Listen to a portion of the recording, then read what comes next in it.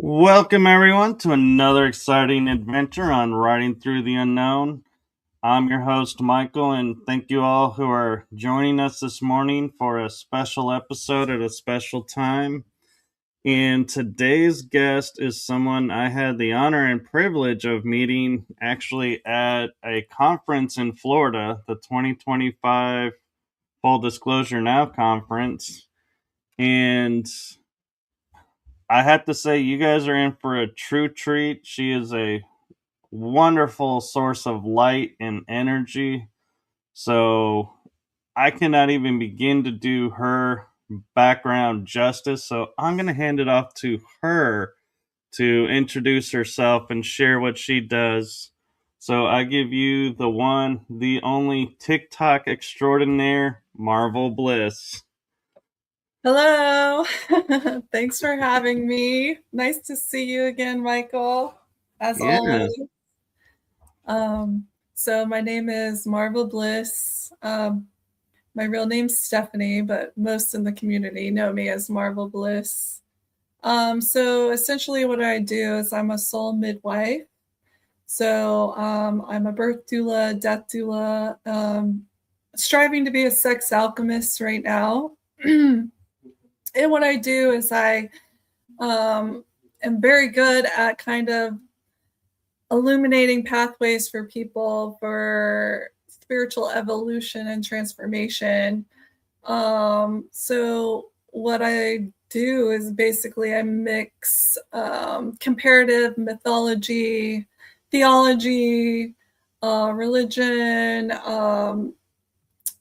astrology, astrophysics, you name it. I have very wide, in-depth knowledge base that I kind of pull from and universally kind of tie everything together so people can see a pathway of enlightenment, I guess you could say, or evolution. But it's I'm very much about alchemical soul transformation and just getting into the highest unlimited blueprint that we can get into in our embodiment here on Earth. And also I work that up to a celestial level as well into the stars. So it's pretty cool. I love it. That's amazing. And I will be totally honest. I heard of and I know about death doulas, but I have never heard someone use the term birth doula. Yeah, so it's essentially a midwife, but I'm not actually doing the doctor's job. I'm essentially just there as a supportive role for both mom and dad and making sure that their birthing plan goes as suit. Because sometimes, when you're in a hospital facility, things can gotta kind of go haywire. And so mom and dad don't stress out. I'm there as an advocate to make sure what they want actually is stuck with, because we all have heard horror stories about the birthing process. And I like to illuminate more so in getting parents back in the home for home birthing, as well as some helping with ancestral healing with the birthing process, especially for like Native Americans and African American descent, because there's a lot of ancestral woundings when it comes to these generations, and it's held on both cellular as well as now in the physical realm. In these hospitals, they get treated a certain way, and I'm here kind of to help guide and clear it and get people back in the homes for home birthing, so we don't have the medical industry complex doing damage to our children, because that process of birthing is very sacred. So I'm there as like a protector and a guide for the soul and for mom and dad. No, that's beautiful, and I agree. There's something to be said for, being born at home and the comfort because, it's interesting, when you ask people, what if you go to transition on, what's your ideal way? They'll say at home in a peaceful way. But we never ask anybody, what's your ideal way to come into this world? Do you want to be brought in through, this sterile environment? And so the first thing that everybody sees are these white walls and like machinery around, or would you rather be brought in the comfort of your home and knowing this is where you're going to be? Exactly. And it's like you said, it's the same for birth and death. Like most people want a comfortable and familiar environment, less sterile and less chaotic. You know, being tied up to a whole bunch of electronic equipment and being awoken off and on, and you know, getting medicines that maybe they don't want to be subjected to because it's the industrial complexes protocols, and some of which are actually more harmful than they are good. So yeah, it's just all shedding light on that system and helping people navigate and set up not only birthing plans but death plans as well.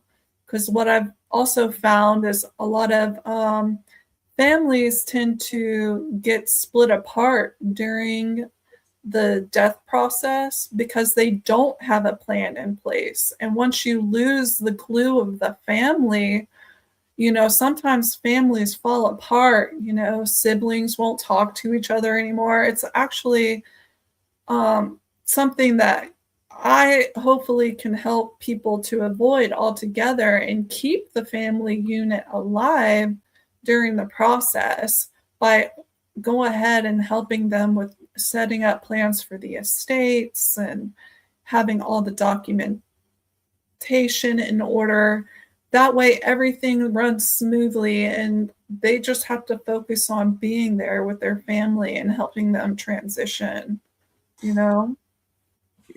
And you bring up a really good point too, is, when my mom was in the hospital, and I remember when I was in the hospital, you're in there to recover, and the best way to recover is rest.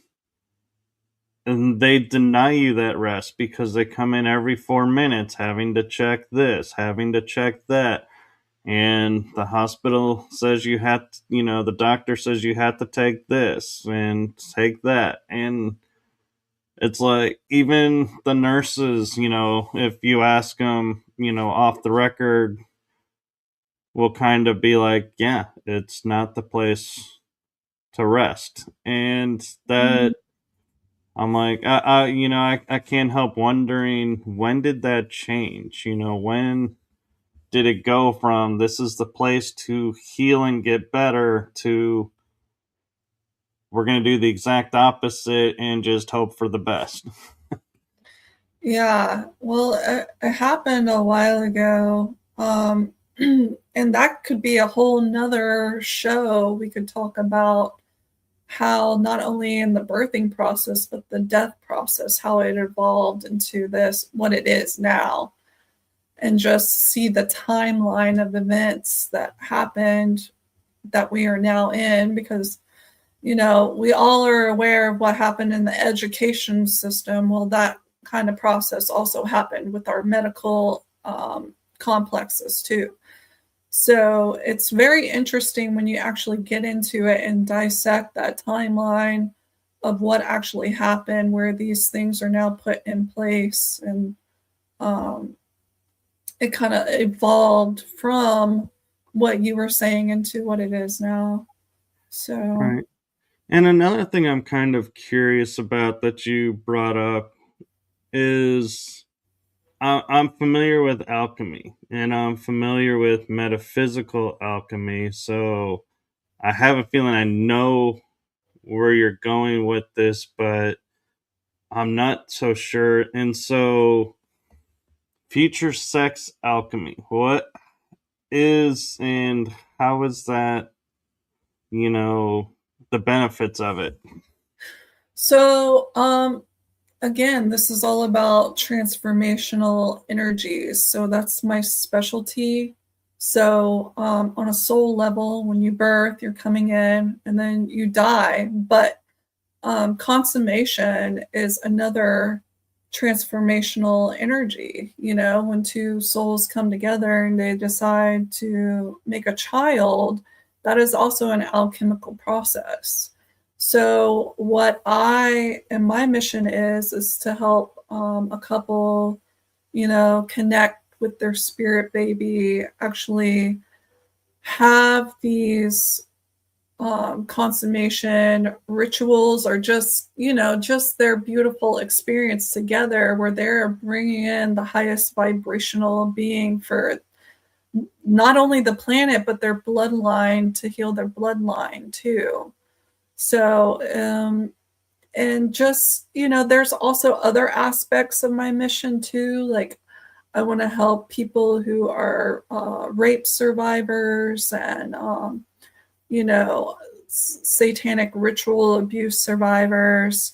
From speaking from my own testimony, like it was very hard for me to actually stay in body during sex. And when you do that, when you disassociate, you become open to entities and stuff like that. So I really want to help people understand the spiritual aspect of it. But it's all about the transformational process and actually holding source energy between the two couples as they're making love, so they can actually bring in the highest frequency child when they are um, you know, trying to create a baby.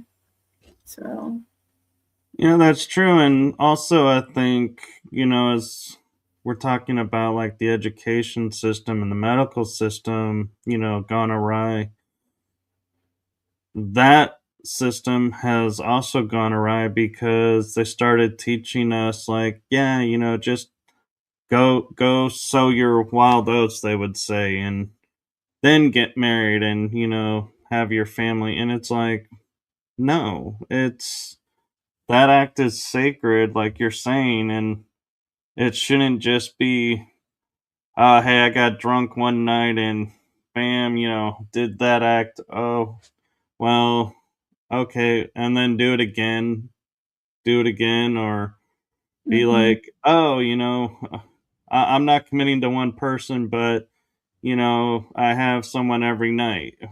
It's like Right, different. It's like, what are you doing? You know, it's like you're throwing your sacred essence away. And right.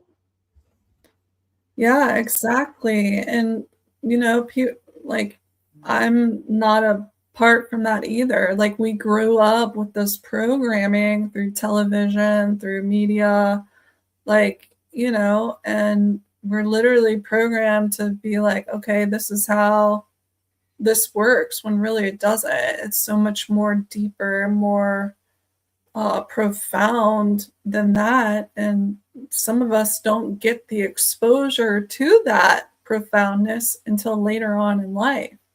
And then again, here comes Suck's alchemy to help kind of unravel those past experiences and get that out of the body, get it out of the cellular memory, and move it more into a divine state of being, you know, and understanding. So yeah, it's what's been done has is really, it's a lot to overcome, but just to see the progress over the last 15, 20 years, it is slowly starting to unravel, and people are getting more and more into that in knowing, you know. So Right. And I think what's important too is with bringing the sacredness of it back and people, I believe in the choice. If you want to wait till you're married, the marriage part to me is a piece of paper, really. yeah, It's when you decide, yes, this is who I want to be with for the rest of my life, it'll naturally, progress to that stage. But I think it's interesting that, people are now waiting again. And it used to be a stigma before, like we were saying when we were growing up, that if you waited, it's like, oh my god, you're still this, and it's like you would feel like you're embarrassed for waiting and like something's wrong with you. And I feel like if you were to look at those people now that didn't wait and go, so what regrets do you have in life? And they're like, I have a strong feeling a lot of them would say, I regret I didn't wait for the right person. exactly. And so, there's something to be said for that too, is, life, takes its natural course, but when you take over and steer it, you might not be so thrilled with the results. Exactly. Exactly. And hindsight's 2020, like once you set a course and you're on it, it's that. But it's not concrete. Like we can always transform, we can always evolve and get out of those states that maybe we were programmed or misguided into. So yeah, it's all about learning and evolving past, Right. what. Well, and one thing I'll notice too is like you see in movies sometimes where a guy will pursue a girl because he's been told she's easy. And Mhm. when she's like, no, that's not me anymore, it's like it flusters the person, and they're like, well, and everybody, and it gets to be an awkward situation to where I think that's the other thing people have to realize is, if you're living this lifestyle, people will talk about it and you're going to have a reputation. And so I'm not trying to say, some things that happen to you are your own fault, but Mhm. it's kind of partly is because of you have this stigma because of how you are. And so people pick up and react to it. And so I think that's the other thing. And, some events, do happen because of that stigma. And it is unfortunate and it is wrong.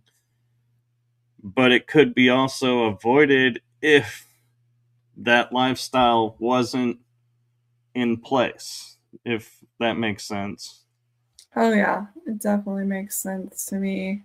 I see where you're coming from. Yeah. So it's again like it all goes back to that evolution. Like, yeah, people might assume things, but if you're evolved past that and you stand in that, it'll speak for itself eventually. Right. So, I um, mean, a prime example of that too is, you go to a club or a bar and both parties are wearing like really tight clothes that really accentuates everything. mhm, And you ask somebody and their opinion of that, and they'll say, oh, they're, putting out that they're this and they're showing this off. So, they're wanting this. When yeah, it could be that's just the outfit they like to be in the club with, but the visual stigma relates something else. And I miss the world where we used to be in, to where if we'll take an example, a female walked around with a short mini skirt, people would be like, oh, nice legs, that's a nice outfit. and that's it. Now, because the outfits, have changed, now it's, oh, is she, one of those that works at night, or, different stigmas to it. And I think that's unfortunate, but again, it's you're portraying yourself in a certain image, and so you kind of have to take what that image could be seen as your choice. You chose that outfit. Nobody forced you to put that on.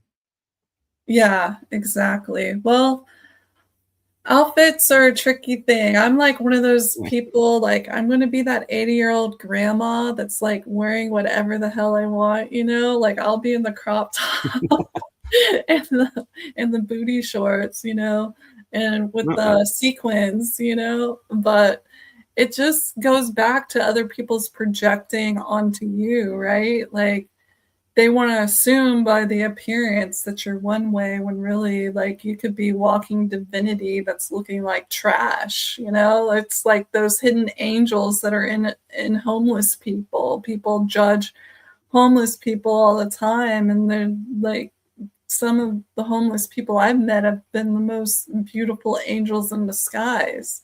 So it all comes Mm. back to like unwiring these thought process that humanity has kind of been programmed into, you know, like when we look at something, is it really what we're looking at? Like that's the material plane, but are you looking past that material aspect of what you're looking at into like the heart of the person and the soul of the person, or are you just strictly like focused on like this sensation plane? You know what I mean? Like, I and do just actually. bringing awareness back into that, I think, is important, very important for us, Mm. because we only look at it from like a sensation kind of view and not like a heart kind of resonance with people. Right. And one thing I think that even I find it in the spiritual community that annoys me a little bit is you're told you're either sacred masculine or you're sacred feminine. Mm, And in doing that, you're taking people back to their primordial state of, okay, if I'm the sacred masculine, this is my role.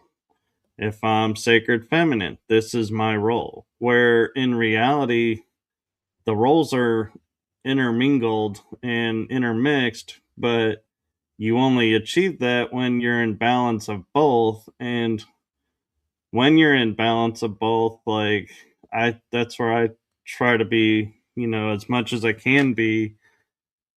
You start to like witness, people and going, I can see the way you're looking at that person. You are too heavily on one side of your scale, and there's nothing wrong with what that person's doing.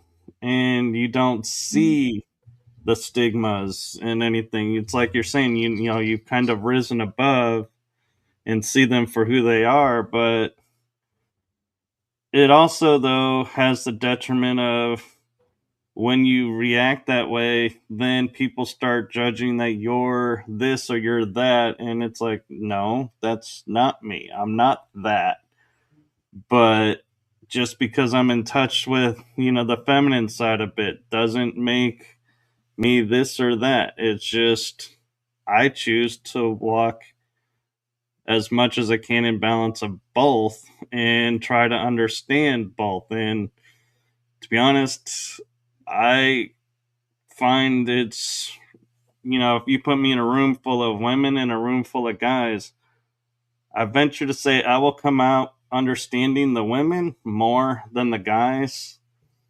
And it's only because, and I say this with all of my heart and honesty from experience, women will get into story and beat the story to death, where guys, we will say, yeah, this happened and move on.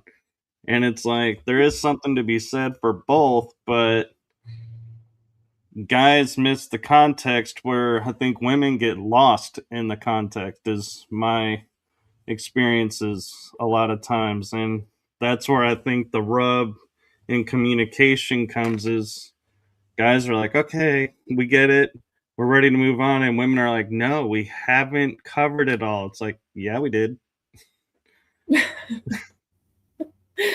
Yeah, I totally get where you're coming from. I think that's why, like, I always identified myself as like androgynous source seed.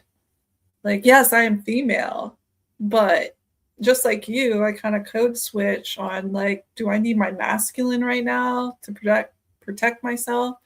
Do I need to be more of my feminine? And like just trying to balance that, because I think we get so caught up in identity that like, and it being concrete, and it's not. Identity isn't concrete. Like, everything in the universe is constantly shifting, changing, evolving, like even the planets and like what it does to us astrology wise, it's influenced our personality. Like, we're not concrete. We are always transforming and evolving. That's what energy does.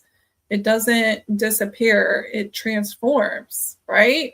Right. So it's, and like you said, women, they have this beautiful way of just being maybe even over analytical about things, and they like to dissect and like get the whole story and the rundown and like the other person's side and their side, whereas men are probably like, this is what happened, it is what it is, let's move on. They're more like matter of fact. Like, Yeah. Like I will notice, and I, I've gotten into a few arguments, and when I argue with the female versus a male, it's almost to me kind of like a comedy unfolding, because with a guy, I can go up and say, hey, now that we're level headed, I get your point. And I just, it felt like you didn't get my point. And they're like, yeah, I get it. And we're like, okay, we learned. We're done. mm-hmm. When I argue with women, it's like, well, you were saying this and I didn't agree with that, and you weren't listening to my disagreement. Well, but you were making me feel like I wasn't important because you were doing that. I was like, wait, whoa. That's a whole nother argument. Where are you taking that? And it's like you're saying, it's like women argue on levels where guys argue the situation and learn the situation. Right, Women right. bring everything into the argument, and you're like, and I'll be like, going, wait a minute, that's not me. I had nothing to do with that. And they're like, well, but you made me feel this way. And it's like, how? How in the world? And I feel like that's, something that, I almost feel like if we had a guidebook, that would have to be like a chapter in itself, is be Right, prepared, because that's where I feel like a lot of couples end up in therapy, is because one is bringing everything to the forefront to process and get, work through, where the other is situational.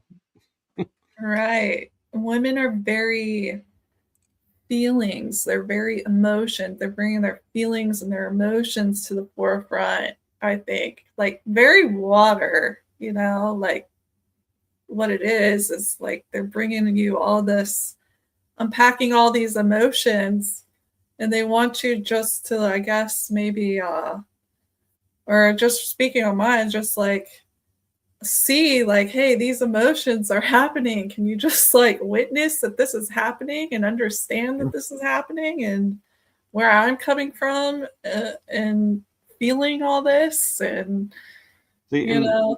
to me, the confusion that confuses guys and where guys get lost is women will be the first to tell you, don't judge me based on things in your past. And then they Mm. turn around and judge you for things from their past. And it's like, hey, wait a second. This needs to be a two-way street, not a one-way road. Right. Yeah, that's another thing is those wounds, that trauma that gets in on a cell level in your body and even on a mental level, and just going in and kind of unprogramming it. And sometimes it just takes the right man to like sit there with them and actually like help them move like trust issues, boundary issues, just like sometimes it just takes the right energy to sit with another person and help them work through unprogramming those traumas and stuff like that. Like we all come with our own issues, right? Like Right. even me. So yeah, like I think it's about finding the right alchemical partner that's like a good pair for you, and somebody who's willing to work through things and point things out, but not like in a critical way, just like, hey, like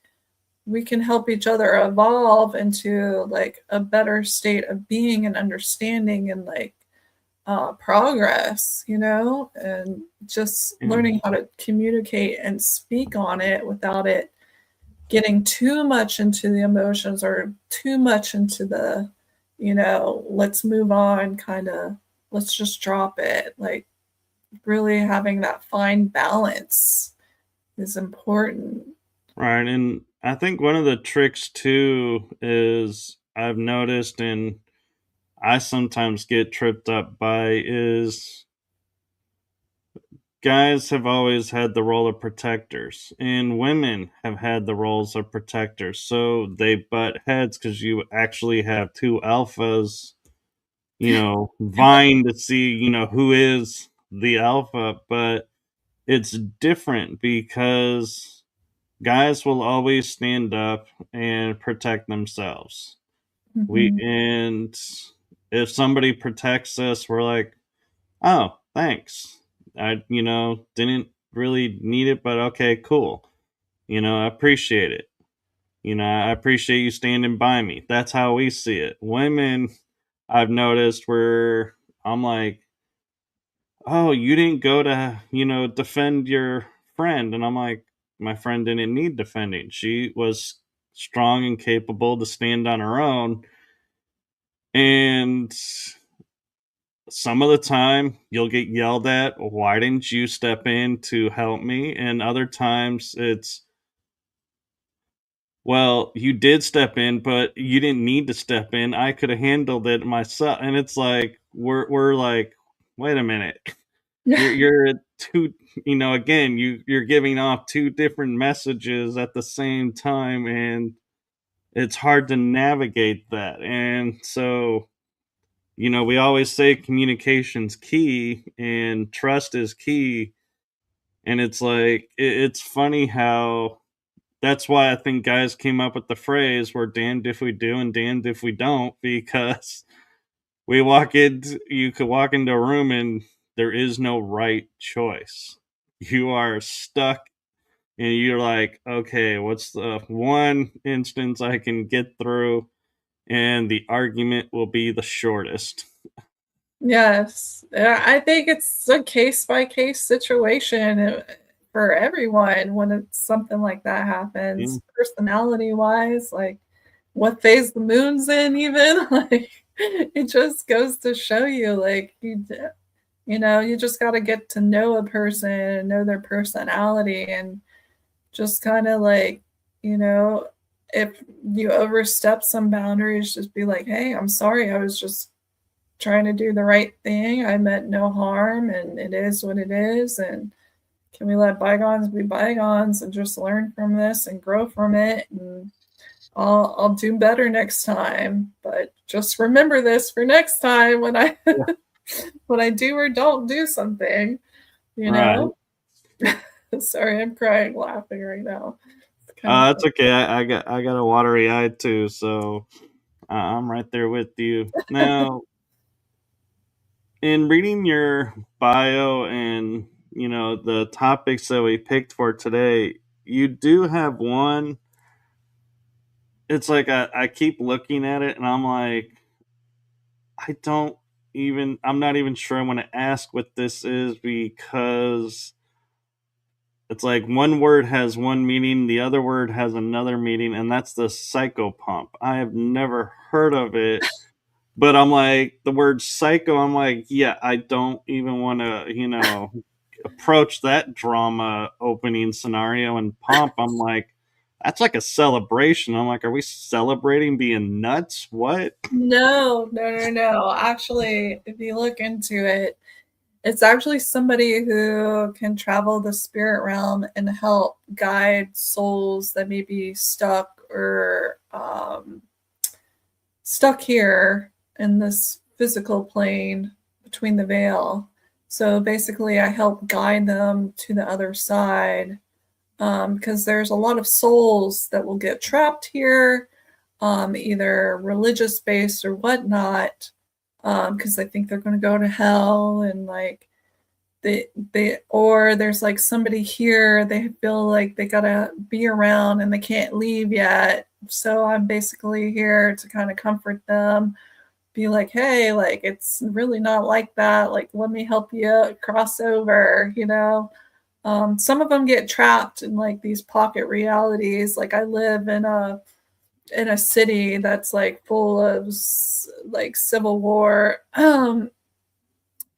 environment, and there'll be pockets of like slavery, there'll be pockets of civil war things, and I go in and just kind of clear and like help transmute and help people over so they're not replaying the same thing over and over again in this little pocket reality they're stuck in. So it's a psychopomp. A psychopomp is basically somebody who helps transition souls. They can talk to the dead, they can help them out and help them cross over. And I've been doing that since childhood. The first soul I ever crossed over was my grandmother, and I was trained by Elizabeth Barron, who's a renowned psychic medium, and she basically taught me how to do that. And I've been doing it since, and that's what got me into the whole death doula field, because not only can I help during the process, but I can help after process too. So, and I didn't realize that was even like a job until maybe 5, 6 years ago. And it's like, oh, you mean I can actually get paid to do what I've been doing my whole life? Like, okay, like I just did it because, like that's what I've always done. And it's kind of evolved into like a passion of mine Yeah, over the and years. So so yeah, it's it's nice to have a name for what I've done as well, since I was a teenager, probably. And but I still, it's like in my mind, I'm like, I would never put on a resume Psychopomp, because I'm like, I just don't think that, I'm like, there's got to be a better word out there, because I'm like, I don't want to be associated as a psycho, but I yeah, get it.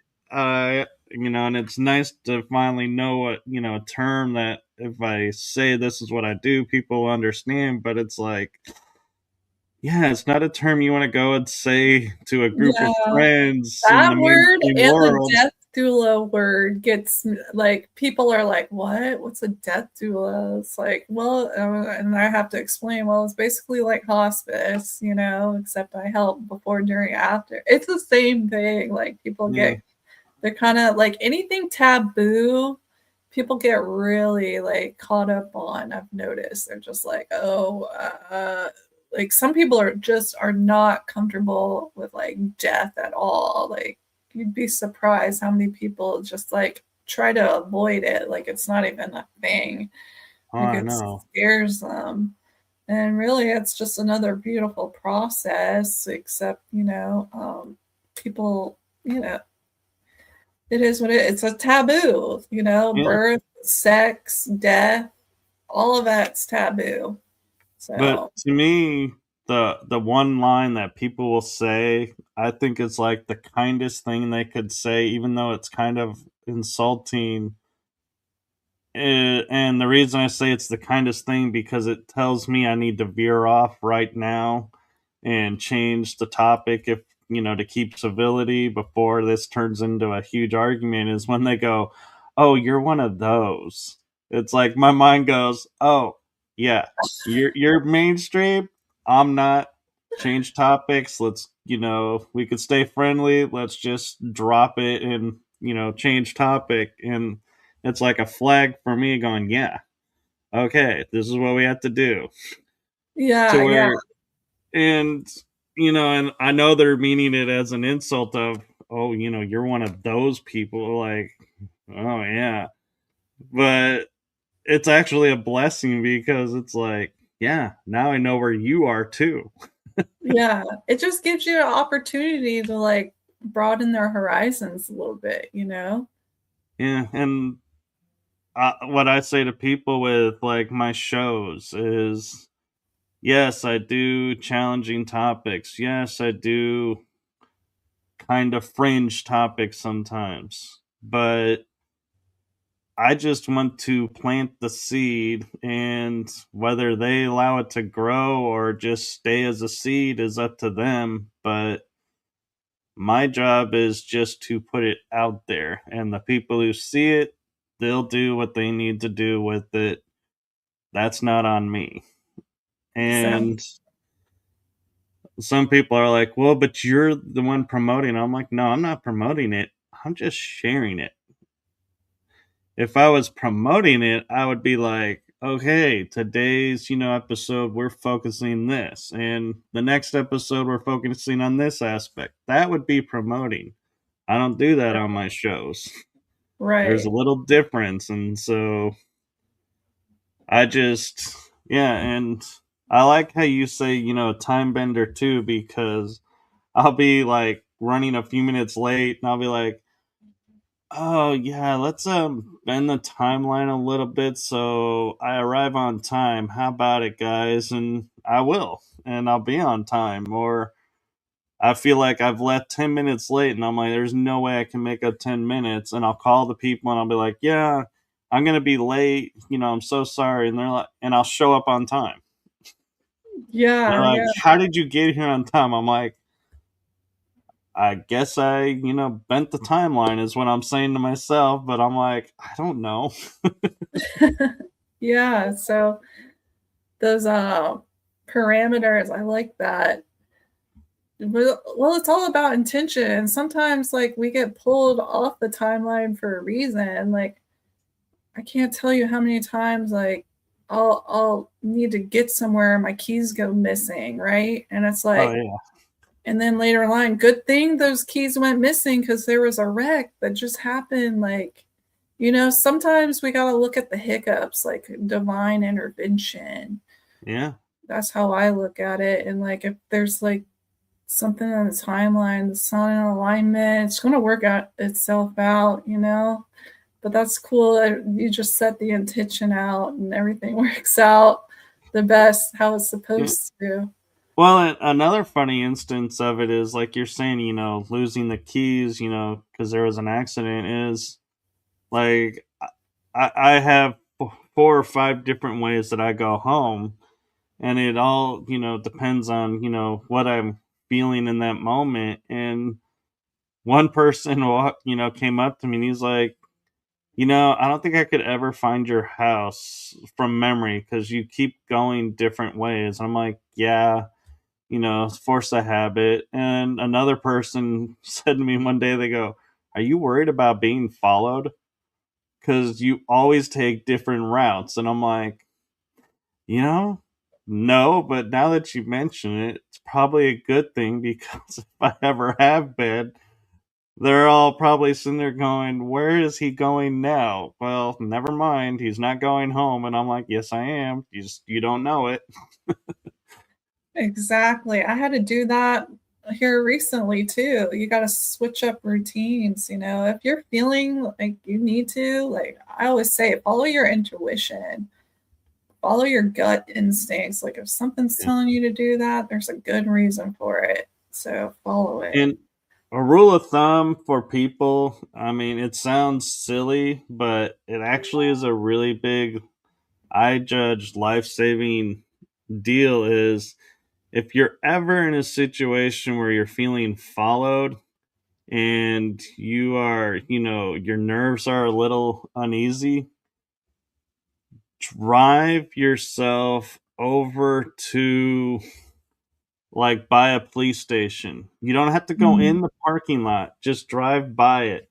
Because I guarantee you, anybody who is following you for a nefarious reason, they're going to get worried that the cops are there because they know, they probably have warrants or they probably have, on a watch list, and the cops would be like jumping at the chance of saying, "Oh my God, the person's right here. Let's go get them." And so they're going Yes. to back off and they're going to be like, "Nope, hey, I'm out. That's it."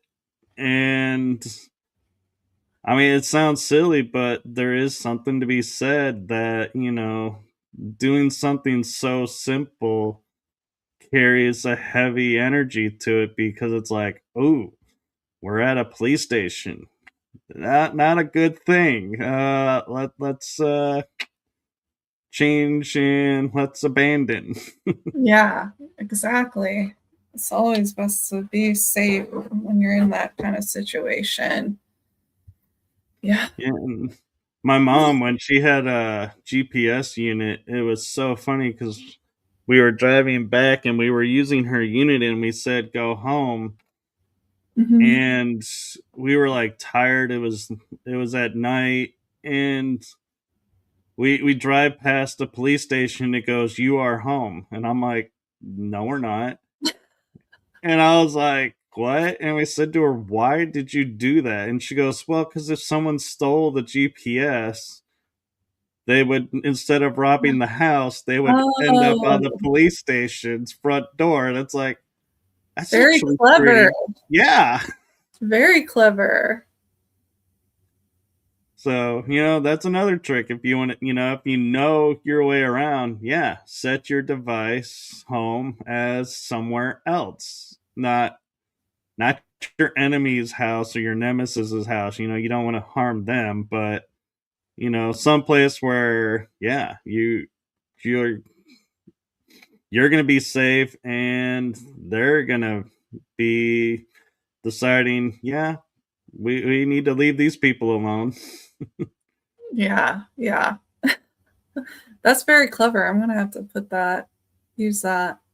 I never even thought about that, but that's a great idea. Yeah, and I know you have a presentation, but there's something else that you talk about doing, or two things that I wonder if you can touch on too, and I Sure. don't know if it's in your presentation, Yeah. is celestial grid architecting and weaver of timelines. Yeah. So I just try to make luminous pathways for people on a universal level through comparative mythology, astrology, um, theology, physics, astrophysics, kind of tying everything together so people can see all these storylines and how they're basically the same thing, just reinterpreted differently throughout the ages. And then also on a celestial level, like I unlock a lot of things through these stories and through just deep meditations on certain star systems. And I work with certain guides a lot. And on a celestial level, I get so many downloads and basically doing grid work to help because it's all a nesting template, which this is perfect because I'll lead right into our my presentation for the show, and just how, like, even on a small microcosmic level, from your cells all the way to your body, it's all connected to the cosmos on a bigger level.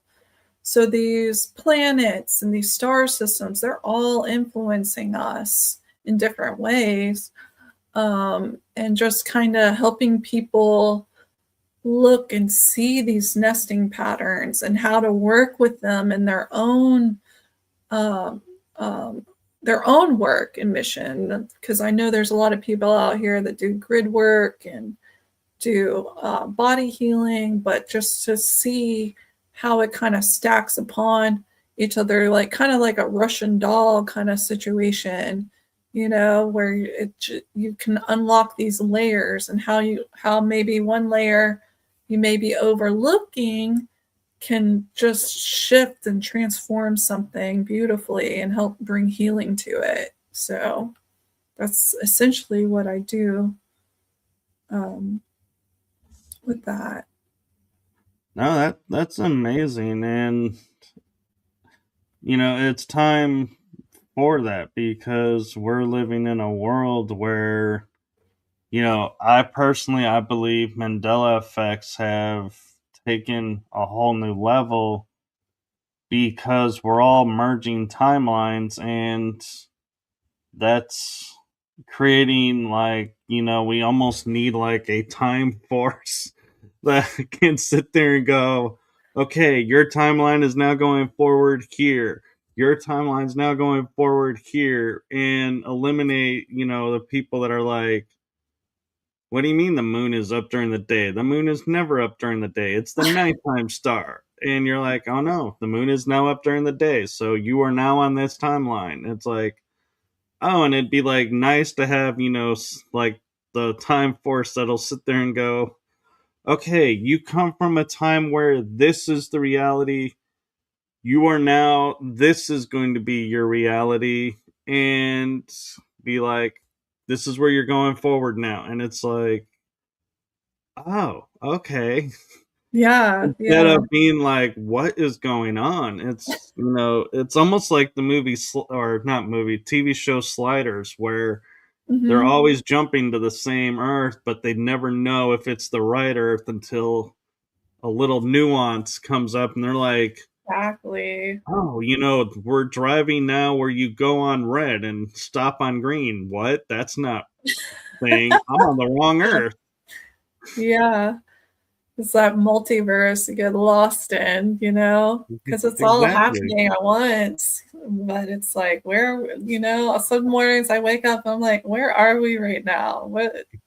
Oh, we're here. Okay, I know we're, Yeah. it's kind of disorienting at times until you get that divine synchronicity, or like, those serendipities, or, just those little things. It's like, oh, okay, I got it. We're here.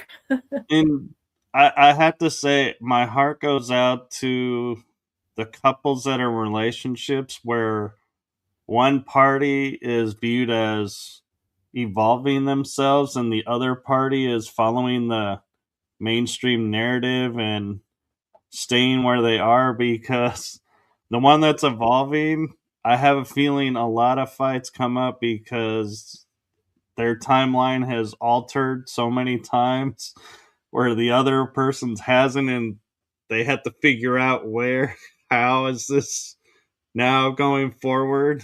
Yeah. Yeah, it can be difficult, especially if they're not even in that awareness yet, uh, and they're just being opened up to it. So Yeah, sometimes we help them catalyze those processes, which is nice. Or, as long as they know how to navigate it. right. And I was talking last night with Anchor Haven. She's in the UK, and we were talking about, there's different facets of our realities now where people are adapting faster than we did, And it's like, well, they are, but they're not in reality, because they are adapting faster because they have us that are talking about it, helping them grasp it and able to accept it, move forward. Where when we were growing up, we didn't have that. We didn't have the internet. We didn't have podcasts. We didn't have friends that you could talk to about this. And Right.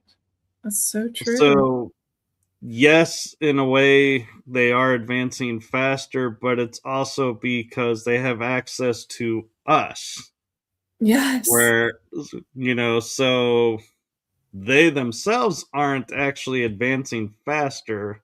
That's the illusion. They're still learning, like we're still learning. It just seems like they get it faster because of where they're at. Exactly. Yeah, that's true. The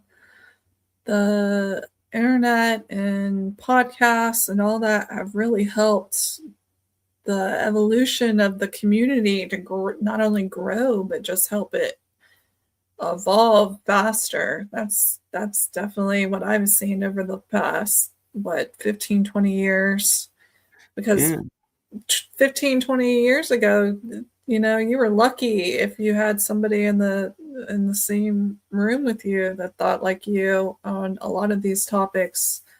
And then now it's like it's more prevalent, and if it's not local, there's definitely a chat group or a group online that has it where you can like mingle and interact with these people. So it's very nice. It's refreshing. It's great to yeah, see and know that people aren't alone in that, and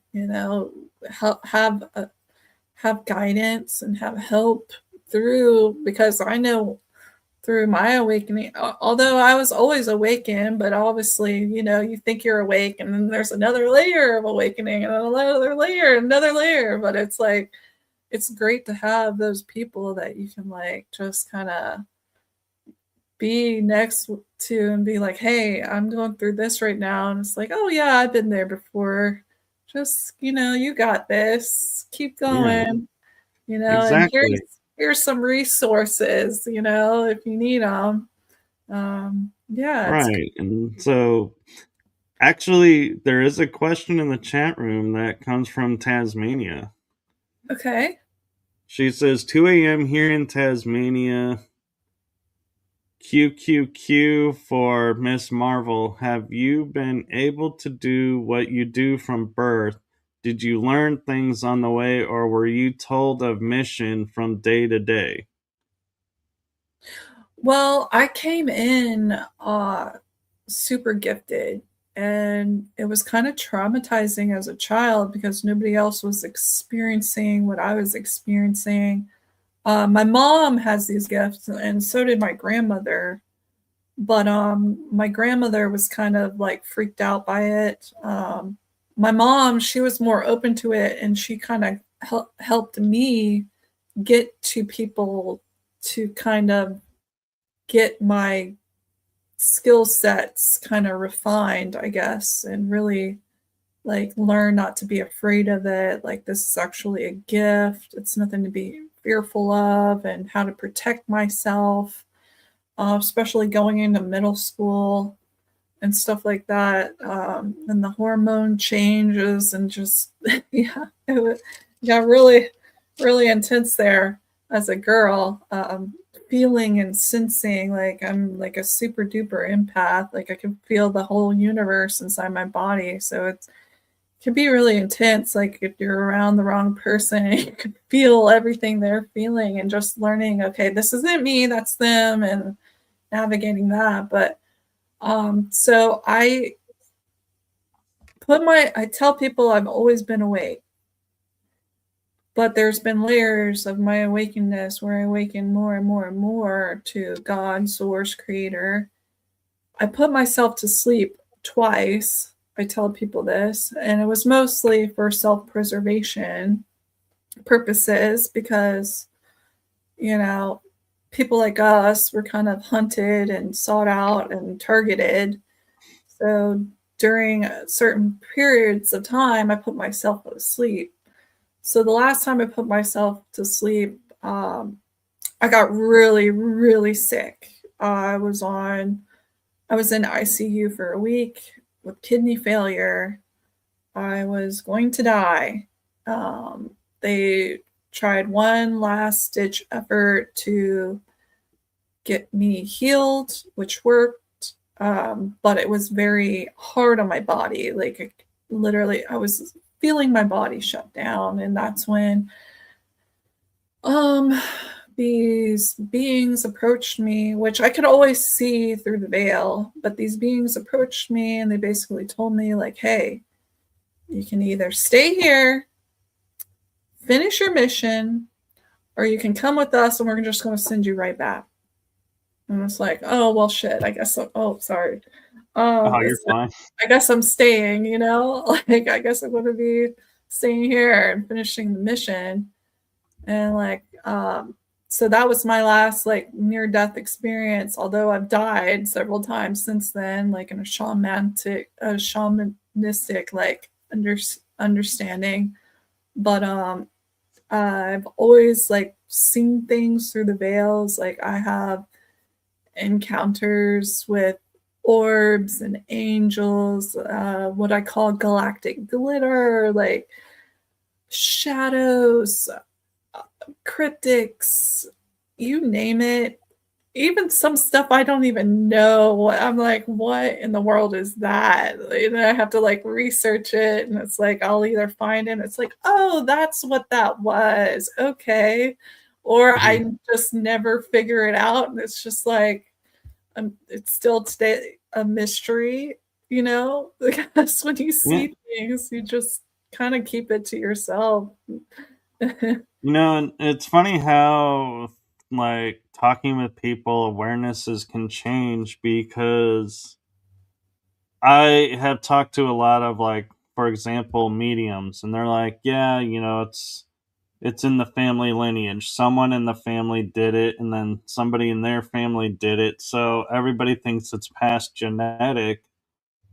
And in what you were talking about with your situation, it made me realize I don't necessarily actually think it's genetic. I think it's the parent who had the gift nurtured it in you, so it kept it alive and going.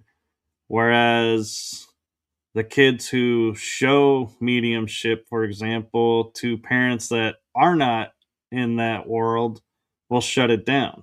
And I think Exactly. that's what's the real difference is of why we have, some mediums and some aren't, is it's was nurtured versus not nurtured. And so that's the reality. Everybody can do it truly if it's nurtured.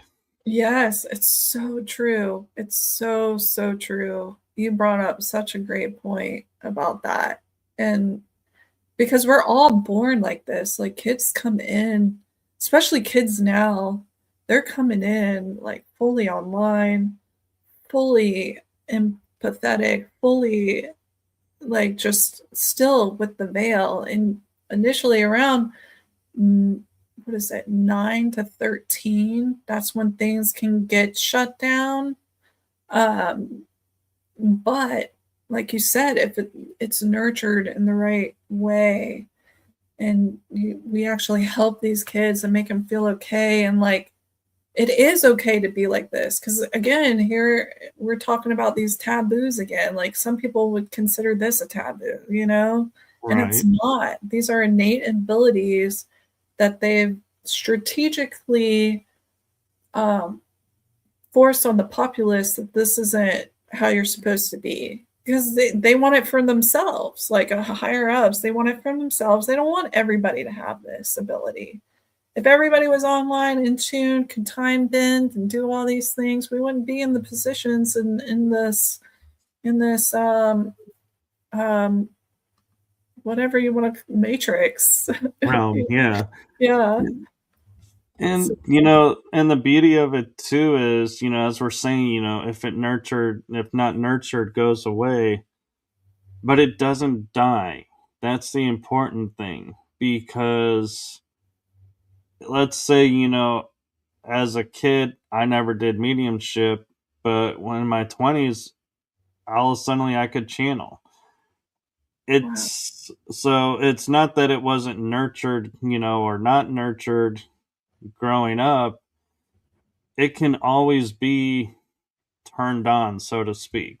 Our gifts and our abilities are never gone.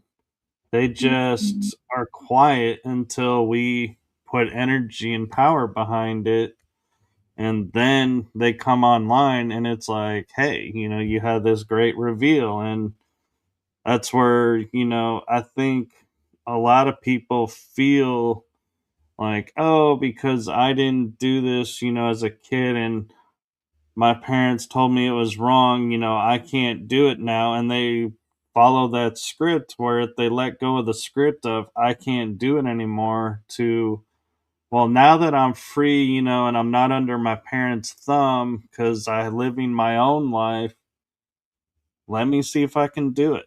Let me, find someone to help, that can help me nurture and bring energy to this and see, what it was, if it is something I really want to do. And that's an important fact that I think a lot of people in this world don't realize, is they think once I turn my back on it, it's gone. No, it's Mhm. not gone. It's just waiting. Exactly. And some people, it takes that near death experience to turn it on, or it takes an event or some kind of trauma and they remember. I can't even tell you how many people I've met where they suffer from anxiety, but they're like super empaths and they're picking up on people around them. It's not even them. And they start taking medicines and stuff. And it's like, Right. actually, you're They haven't, empathic, you yeah, know? they haven't learned the discernment yet of the, and when I say discernment is, I learned there's one sentence you can say that like can clear your energy in a heartbeat, and that is to say, if this is mine, I accept it. If it's not mine, I don't. In which case, Powerful. what you're feeling, if it's not yours, it dissipates off and disappears. And so it's like you're not taking on other people's stuff, in other words. Right. That's a great tip. And so, with that being said, I don't know how much time you have, but should we get to the presentation? Yeah, we can do it if you're up to it. I'm up to it. Oh, I don't I, know how much time you have. I have unlimited time. Well, I say that I have an appointment at 3 o'clock, but it's only 11 here. So, in other words, that's why I say unlimited. Is you don't have to worry about, oh, Okay. he's got 10 minutes. It's like, yeah, no, I got an hour, but I'm sure you have commitments too, and so that's why I say, yeah. Well, I'm actually free today. I made sure that today was free so we could do this. So, um, All right, well then I will pull it up and let's illuminating pathways. That's what it says. yeah. Let me get back out here. Okay, so this is um kind of what we spoke on earlier, nesting patterns from the micro to the macro, as above, so below, as within, so without, as the universe, so the soul. So I just want to remind everybody that like things operate in this manner. It's all nesting patterns. So if you're trying to heal something, you might need to take it down to the macro, or you might need to take it up to the down to the micro, and then back up to the macro. So I'm just here to illuminate some pathways and also use comparative mythology to kind of unlock some ancient remembrances, at least from my perspective. And you don't have to agree with me. Obviously, use your discernment. I'm just here to kind of help maybe activate something within you that maybe you could utilize, or maybe it will send you down another luminous pathway of your own. So again, you don't have to take what I say as the way it is. Just just give me the just let me show you. Right. Essentially. Well, and I like how you're saying,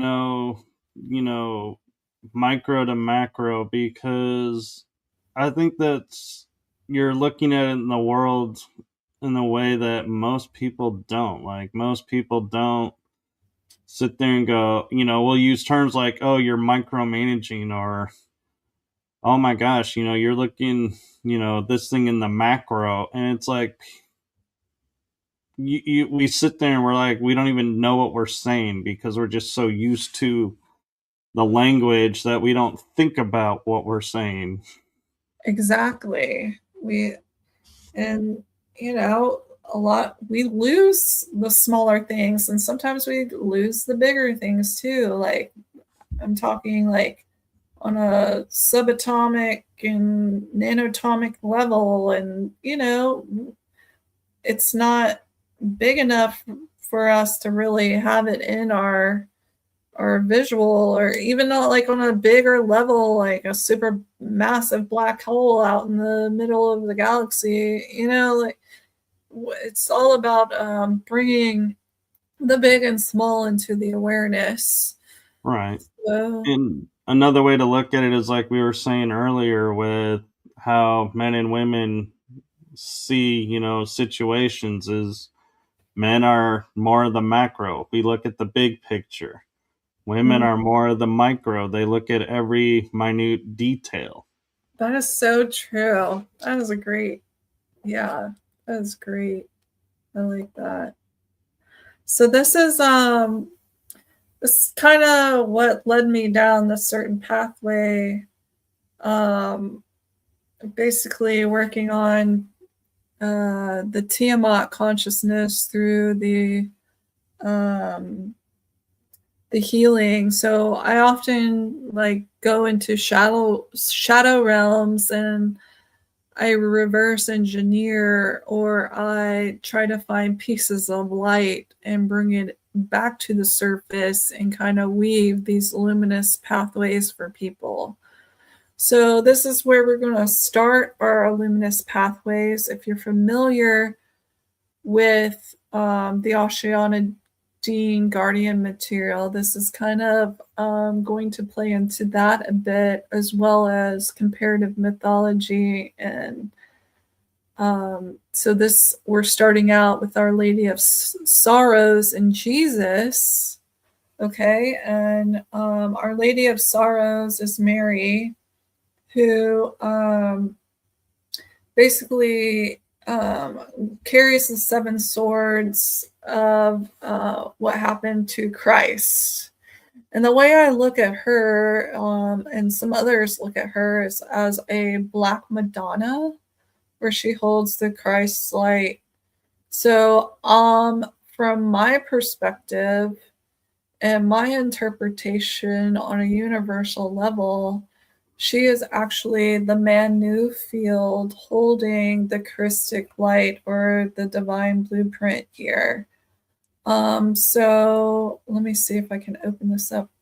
So if this template, the 12 tree, 15 tree template, is the divine Christ light, she is that Manu void field that is holding the Christ light. And this will play into some comparative mythos, because essentially you'll see the same story told over and over again, but in different ways based on which region and era it was in. But here you have the 12 tree tree of life here as an example, and this kind of shows you the light right here. As you can see, this kind of looks like the Templar cross, right? Well, Right.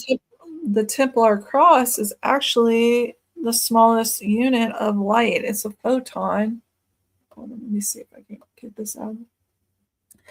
So this here is a photon, and you can see it literally forms into the Templar cross. So this is the Chris light. We all have this on a cellular level in our heart. This is the spark that happens during consummation. It is the source. It is God's creation in this material plane. So here we're getting into more of the comparative mythos of this, where we were talking before about the masculine and feminine, right, Michael? Right. So we have the mother, which could be Mother Mary, Father God, but the Christ, Holy Spirit, which is all of us. Like, we are the child of God, right? And this can play into the smallest fields all the way up to the biggest. And here again, we have the female, the male, the androgynous, the matter, the antimatter, the void, mother, father, child, magnet, electric, electromagnetic, manu, mene, ere, manu, positive, neutral, negative. So this again, there's like this structure, and this goes over to the Hindu understandings of the guna avatars, which usually are three qualities, or one's the birther, one's the sustainer, one's the destroyer. And there's many. There's also a feminine one too. So there's many of these, but this is all going back to this divine trinity, right? You need all three, but you want to try to stay in the sustainer field. Now, they all play a role in this creation that we're in. It's just knowing when to apply that masculine, when to apply that feminine, and along this nature. And what's interesting is what a visual that just popped in my head, I feel like came from above, so to speak, is, we're talking about the three, the power of the three. And another example of that is we have light, dark, and in the middle would be shadow. Yep, exactly. Exactly. And they all have their role and their place. What I've learned just from my own alchemical process, because I married my shadow like a long time ago. And basically I learned my shadow to a T, and it is my ultimate protector, but I had to sit it down and be like, look, I wear the pants in this relationship.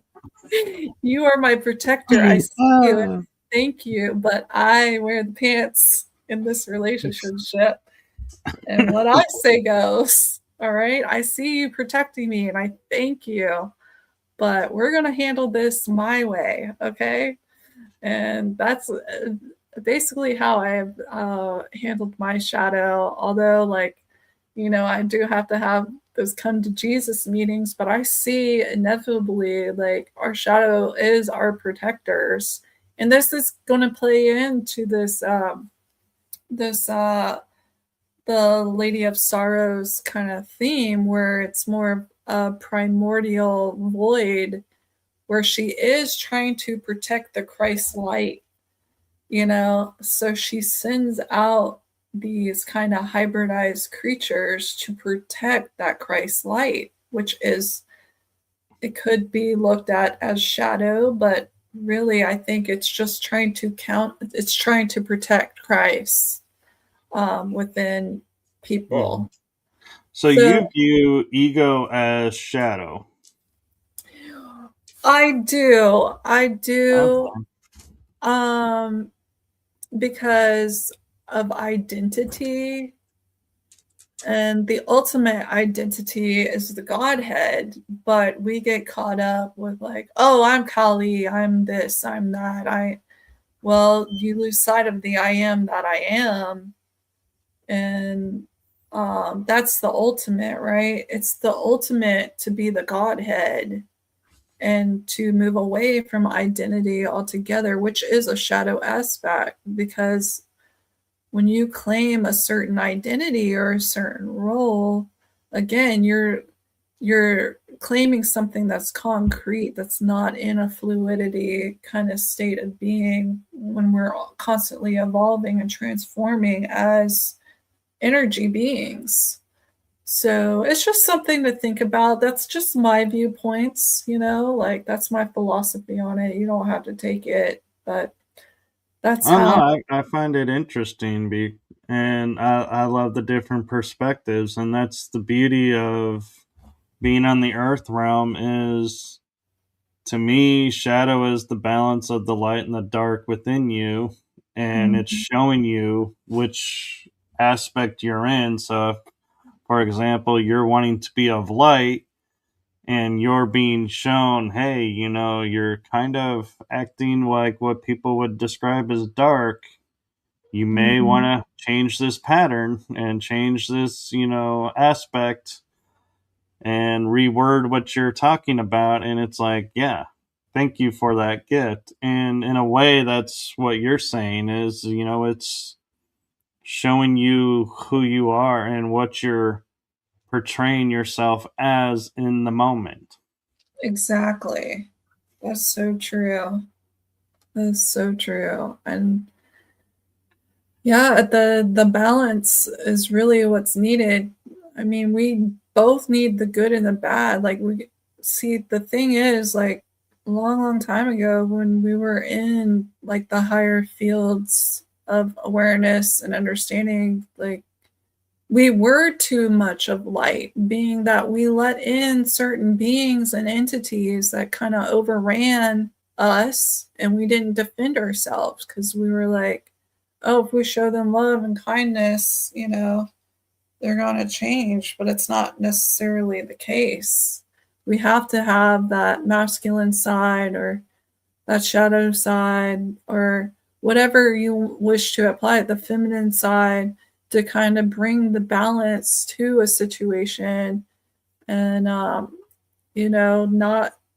let certain beings kind of um, use us as doormats. Like, we have to have boundaries, we have to have understanding, we have to have respect, we have to have compassion, like all that's needed. But it's just fine tuning the balance between those aspects of the Trinity. Definitely. Right. And one way, like you were saying, with, the situation of, putting light into a place of, where you feel like it's missing, you have to be cautious because if you're doing it out of your authenticity, it'll be received well. But if you're doing it because you feel it's obligation and duty, Mm, then it may not be received as well because your intention is not matching the situation. that is true too. And that, I think that would play into kind of the ego a little bit, right? And those Right. identities and the roles, um, that we feel we have to be, portray, or whatever. Like an Um, example is, I walk up and I see a homeless person on the street and I go, hey, here's $3. And I mhm, walk on. That is me authentically saying, hey, I just want to help you. And I hope this helps you. But if I go up and I'm walking, along and in the same scenario go, oh, there's a homeless guy. I really need to give, him something to help him because, that's the right thing to do. You have altered your authentic self because now you're doing it because and not doing it out of. Right. That's so true, Michael. That's a good point. That it really is. It's all about intention at the end of the day. Right. And they both seem like they're the right thing. It's just one is, I guess, in reality, one is coming from the heart and soul, and one is coming from the mind. And Yeah, so that's where the difference in why one is more authentic than the other is your heart and soul is your true authenticness because it encompasses the mind. It doesn't separate it out. so true. I love that. That's good. That's good stuff. Yeah. And then, so we're going to go into the body and how this all connects to the body and what I've been working on through the 10th DNA strand, which is connected to the soul star chakra above the head and the left side, the ear. So this all plays into the micro to macro. So basically, I wanted to draw the attention to the body and the certain energetic systems through the nadis, meridians, cheese. Like there's so many different names throughout different traditional practices. You know, some call it axonal lines, but this connects on a grander scale to the things because it's all a nesting pattern. So if it's out there in the sky on a celestial level, it's within our body. So I'm just trying to bring awareness back to that nesting pattern that we were discussing earlier from micro to the macro. Right. And so this is the Isis Egyptian scorpion myth. And this essentially can be looked at as well as Mother Mary, the Our Lady of Sorrows, okay? And in this comparative mythos, there's 7 scorpions. So a woman in rags came out of a swamp flaked with 7 giant scorpions and approached a magnificent mansion, begged for food, but the mistress of the house took one look at her dirty clothes and unusual companions and shut the door in her face. Little did they, the mistress know that the woman was no ordinary beggar, but most powerful goddess in Egypt. A woman in rags emerged from the swamp, flanked by 7 giant scorpions carrying a baby. She headed to the nearest village to beg for food. She approached the magnificent mansion, but the mistress of the house took. Oh, I may have repeated that. Sorry. Let's see. No, it's a little bit different. Yeah. Okay. The mistress of the house took one look at the dirty clothes and unusual companions and shut the door in her face. So he continued down the road until he came to the cottage. The woman there took pity on the stranger and offered her all she could, a simple meal and a straw bed. Her guest was no ordinary beggar. She was Isis, the most powerful goddess in Egypt. Isis was hiding from her brother Set, who murdered her husband and wanted to murder her son, Horus. Set was also a powerful god, and he was looking to help them. So, to keep her covered, Isis had to be very discreet. She couldn't risk using her powers, but it wasn't without help. Serket, the goddess of poisonous creatures, had sent 7 of her fiercest servants to guard Isis and her son.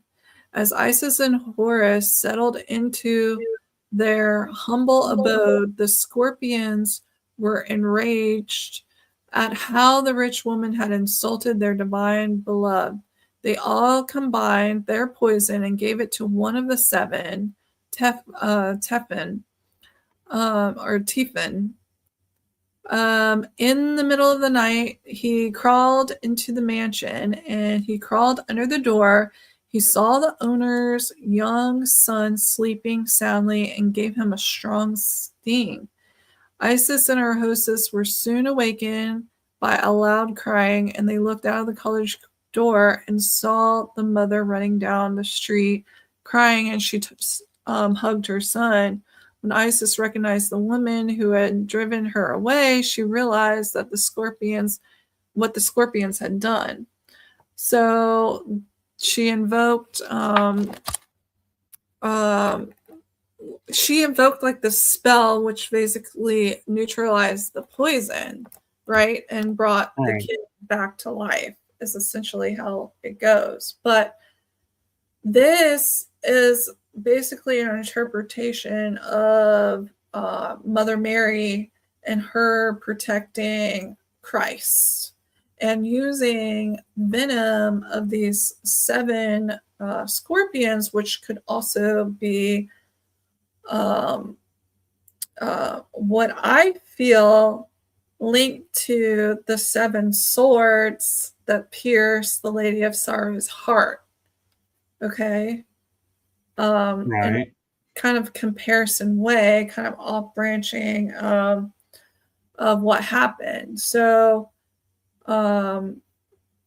this story is told in various ways, but it resonates to me that Mary was trying to protect Christ's light in the Manu fields of void.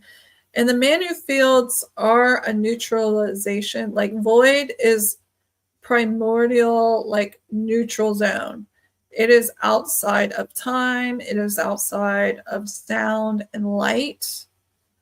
So it carries the Christ light, like it's surrounding the Christ light. So this is a field where all the kind of disruptive beings are sent to be neutralized, if that makes sense. It does. And Rachel has an interesting point, and I think I'm only bringing it up right now because I think it ties into what you're talking about. Mm-hmm. And she says, if intent is good, the delivery may seem poor. Is it, in parentheses, possible, with a question mark, that the person receiving is receiving in a poor way? Yeah, and that goes in perspective. Like what we identify as bad and good may be completely different in a different culture or a different time era, you know? Right. So, and this goes back to my philosophical background. Like we would discuss like what is good, what is bad, and again, it all is based on perspective, culture, the time era, because there's stuff that we got away with a long time ago that which would happen now we would be completely against. So yeah, bad and good, it's all God. Like this is all God having a divine play, right.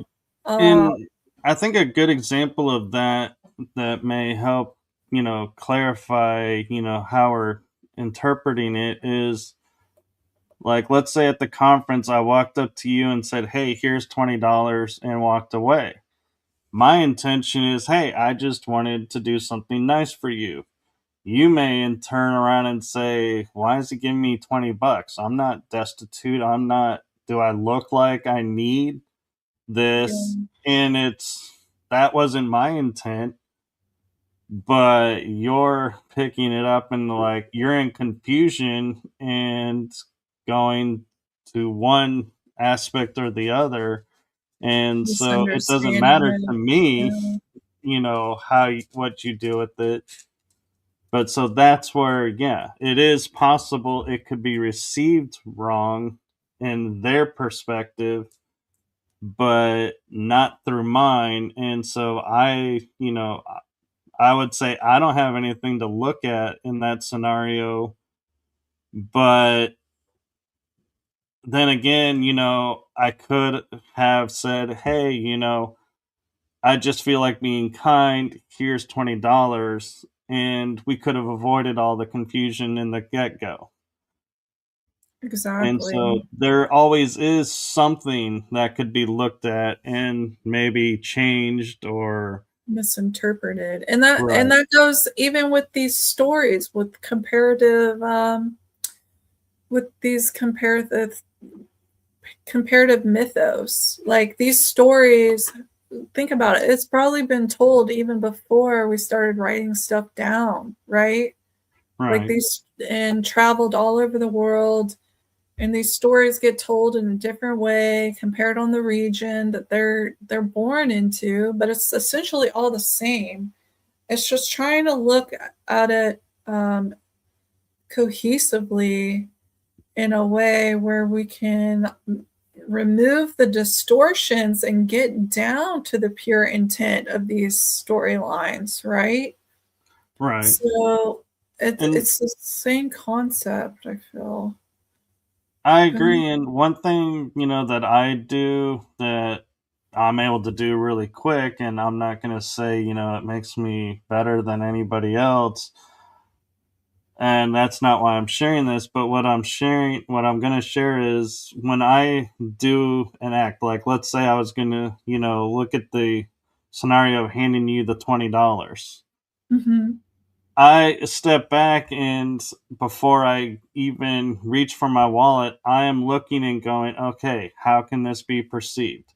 Why am I doing this? Where is this coming from? What, Mm. am I going to be, upset if she does this? Am I going to be upset if she does that? Am I attached to the outcome? Am I attached to the scenario?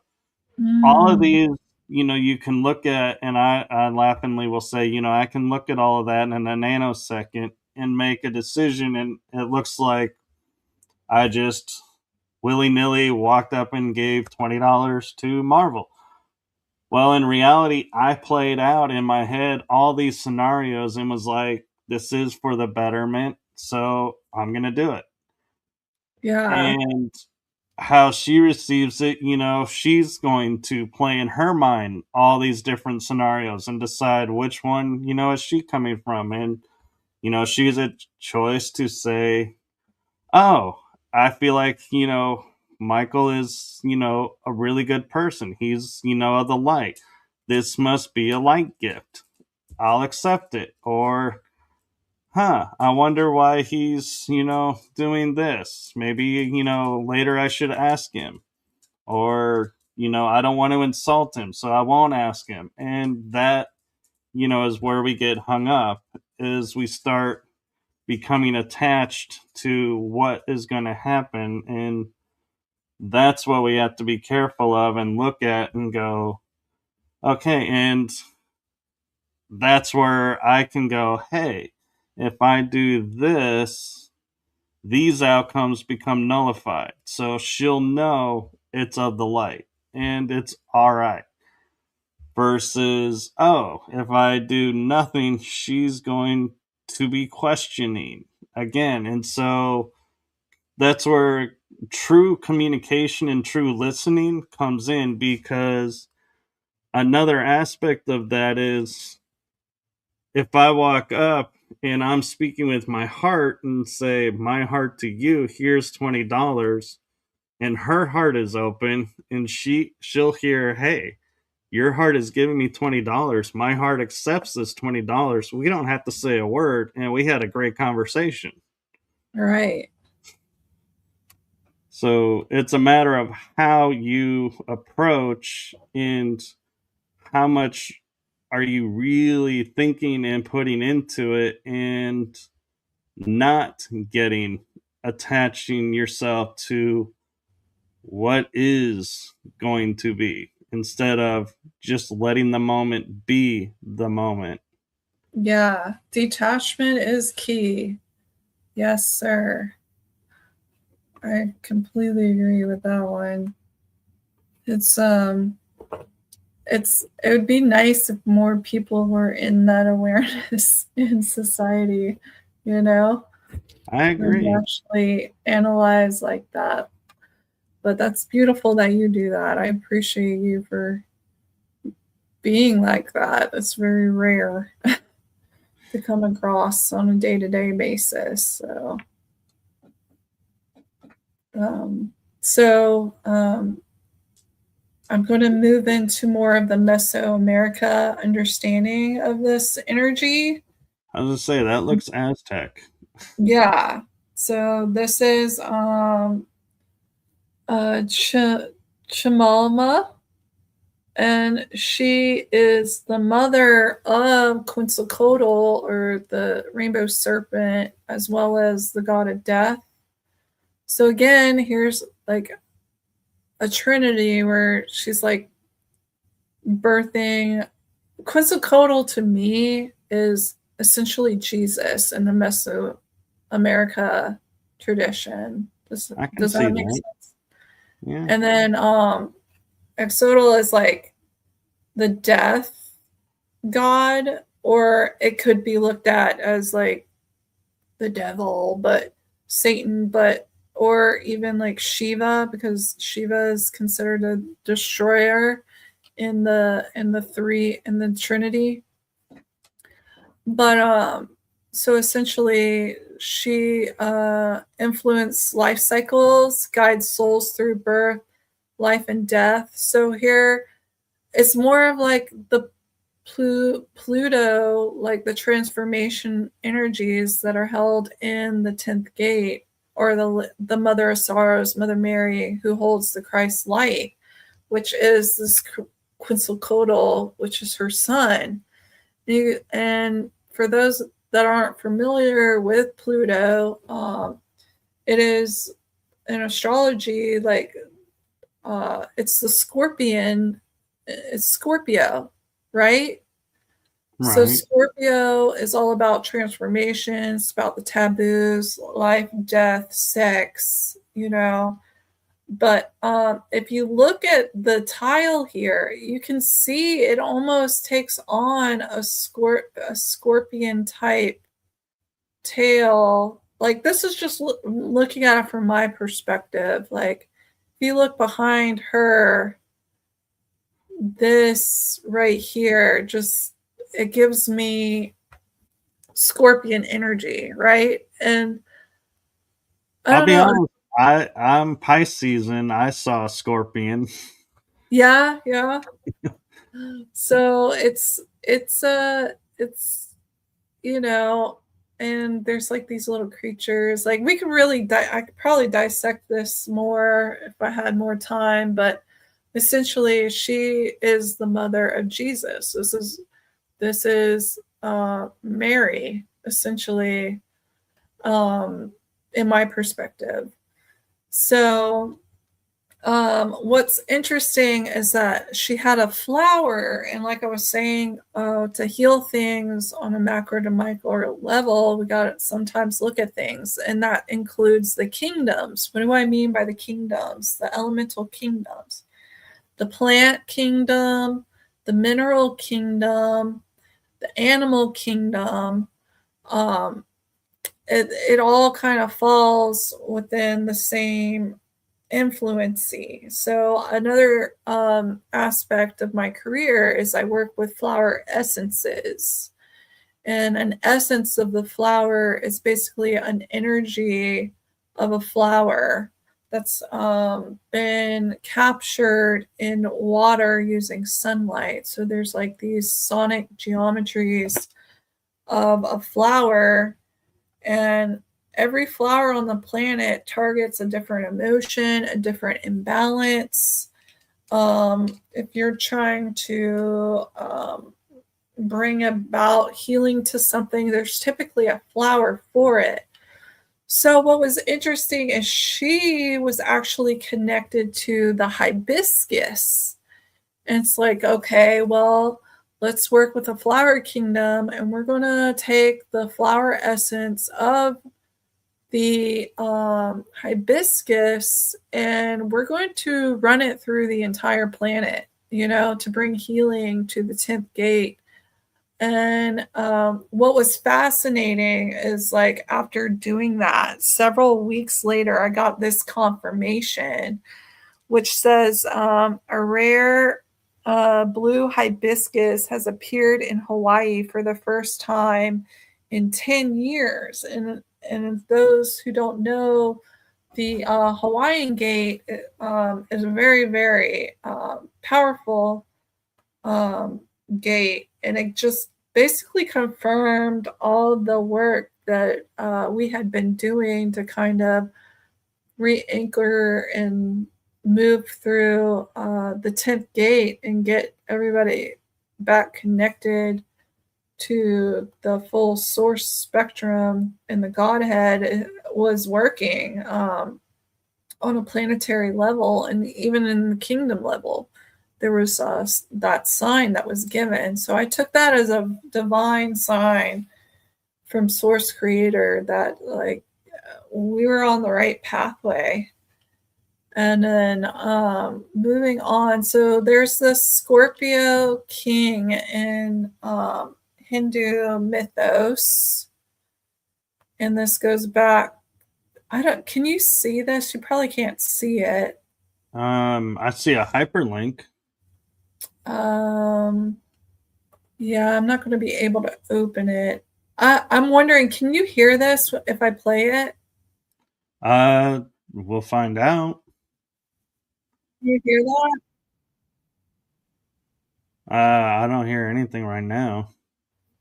Okay, so essentially, there was a man who was stung by a scorpion, and Brahma was impressed by this, and there was like this devil-like energy that came in and basically was challenging Vishnu and was saying that he was the ultimate ruler when he was not. And Vishnu, to me, can be looked at as Jesus in this story.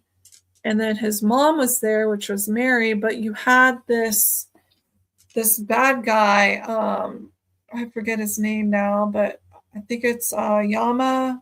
I can't remember.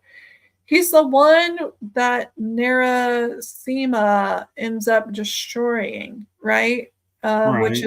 Which is a lion-headed kind of hybrid being that destroys this god because he was basically made invincible. He was granted the wish of like nobody could come up against him. Nothing could destroy him. He like named off all these things where he pretty much was invincible. So there was a god created just to destroy this guy because he had become like the undestroyable one. So this is another kind of comparative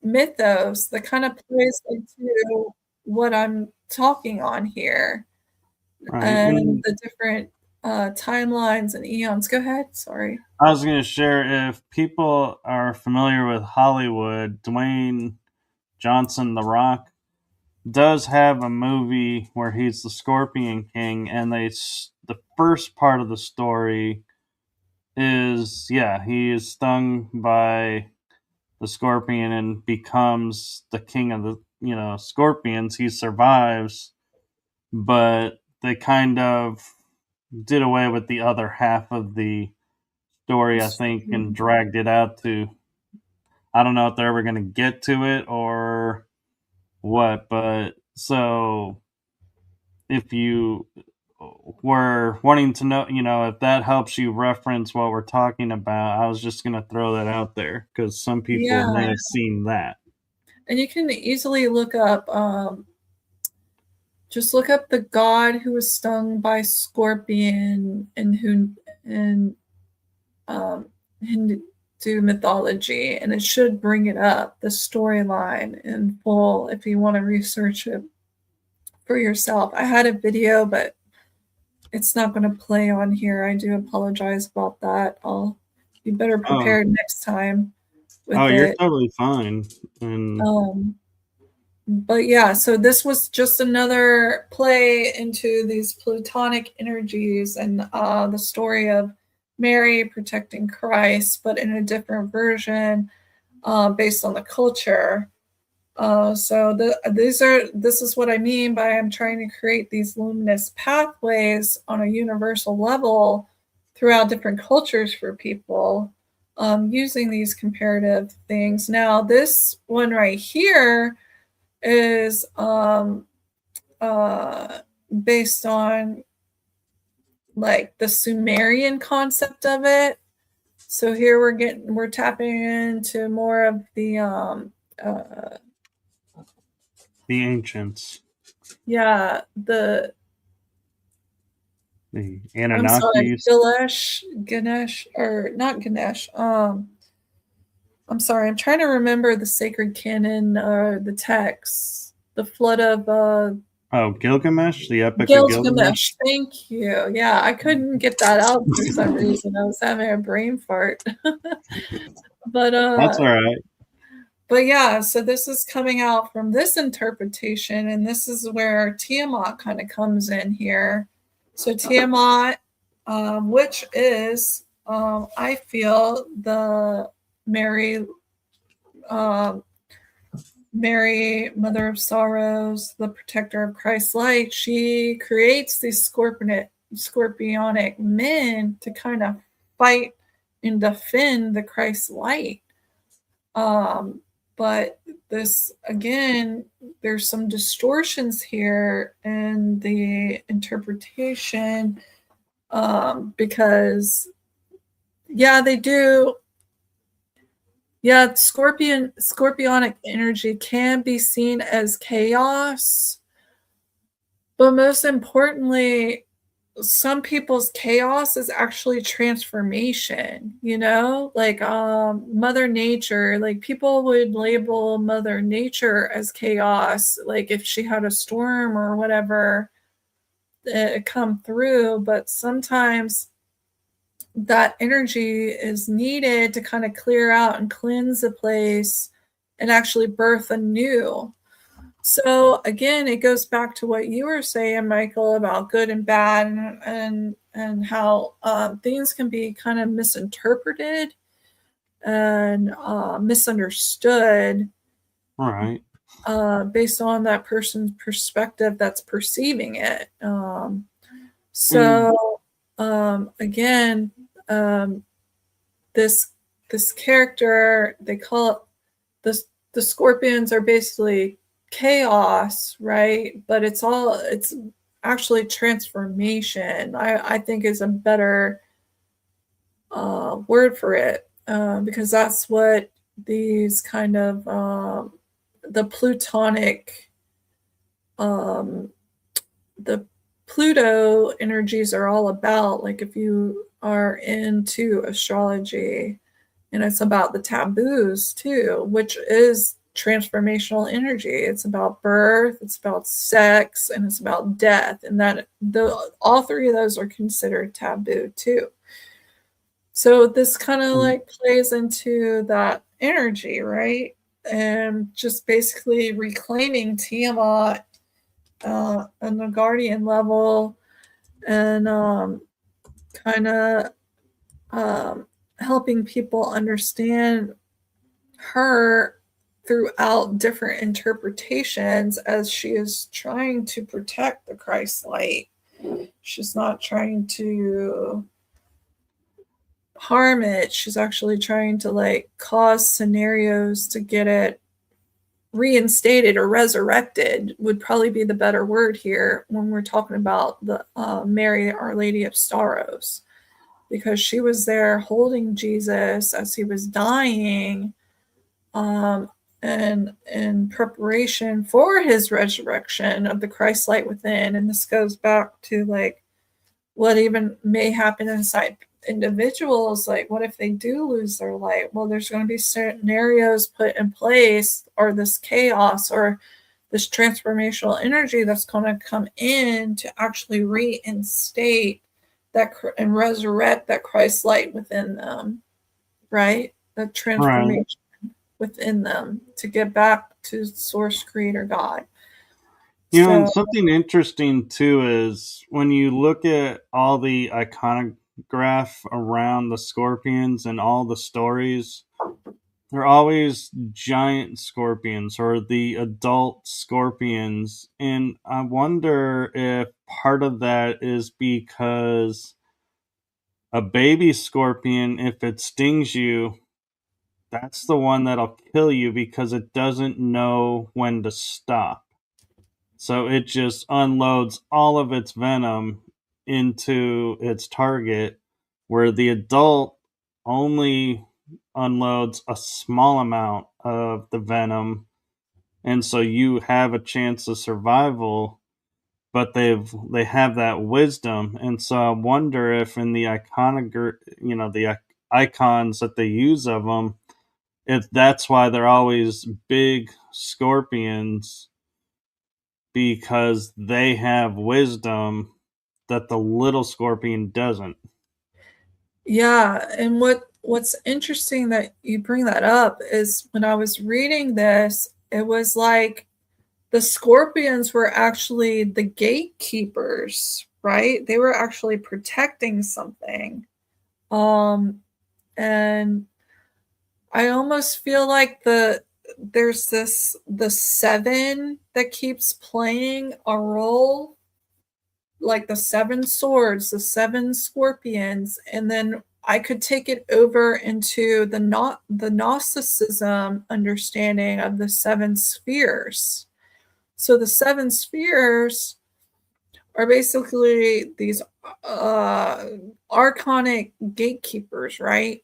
And they're Right. the ones that keep us trapped here. And you have to have a password for each sphere to follow through. Well, my understanding is it's the seven planets, the innermost planets, which actually control the material realm here. Whereas the outer planets past that, including Pluto, are more about a subconscious level.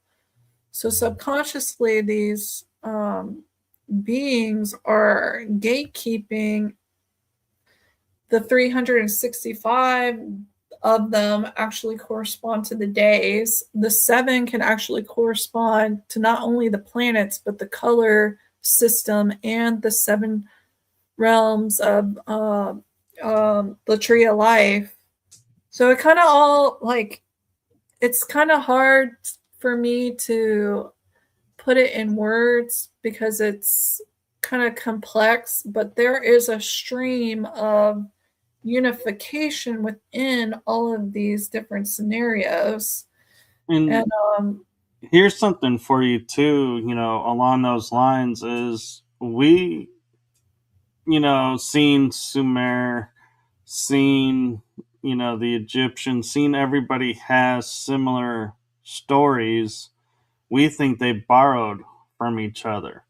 What if it wasn't borrowed? What if there was a race, like, a group, we'll say the Anunnaki for sake of the conversation, and they're sharing this, and they are individual stories, but they're aligned because that's the culture is global, not specific. And one of the groups of the Anunnaki is Palladians. And the reason I'm getting there is the Pallades, I don't know if you're familiar, they're known as the Seven Sisters, the Seven Stars. And so yes, there's your seven again. yeah, and I think that can also play into the river, the Absul too, or Absu, um, which Yeah, actually is Eridanus, but it's like off. Anyway, it gets in a celestial area too with these stories. Like these right. stories actually connect with the It would be, stars, but yeah, it'd be also like our the mind. Egyptian duat. Yes, yes, with the 12 gates. Yes, exactly. It's the same. It's the same thing with that even, and this goes back to that micro to macro. Like it's just I'm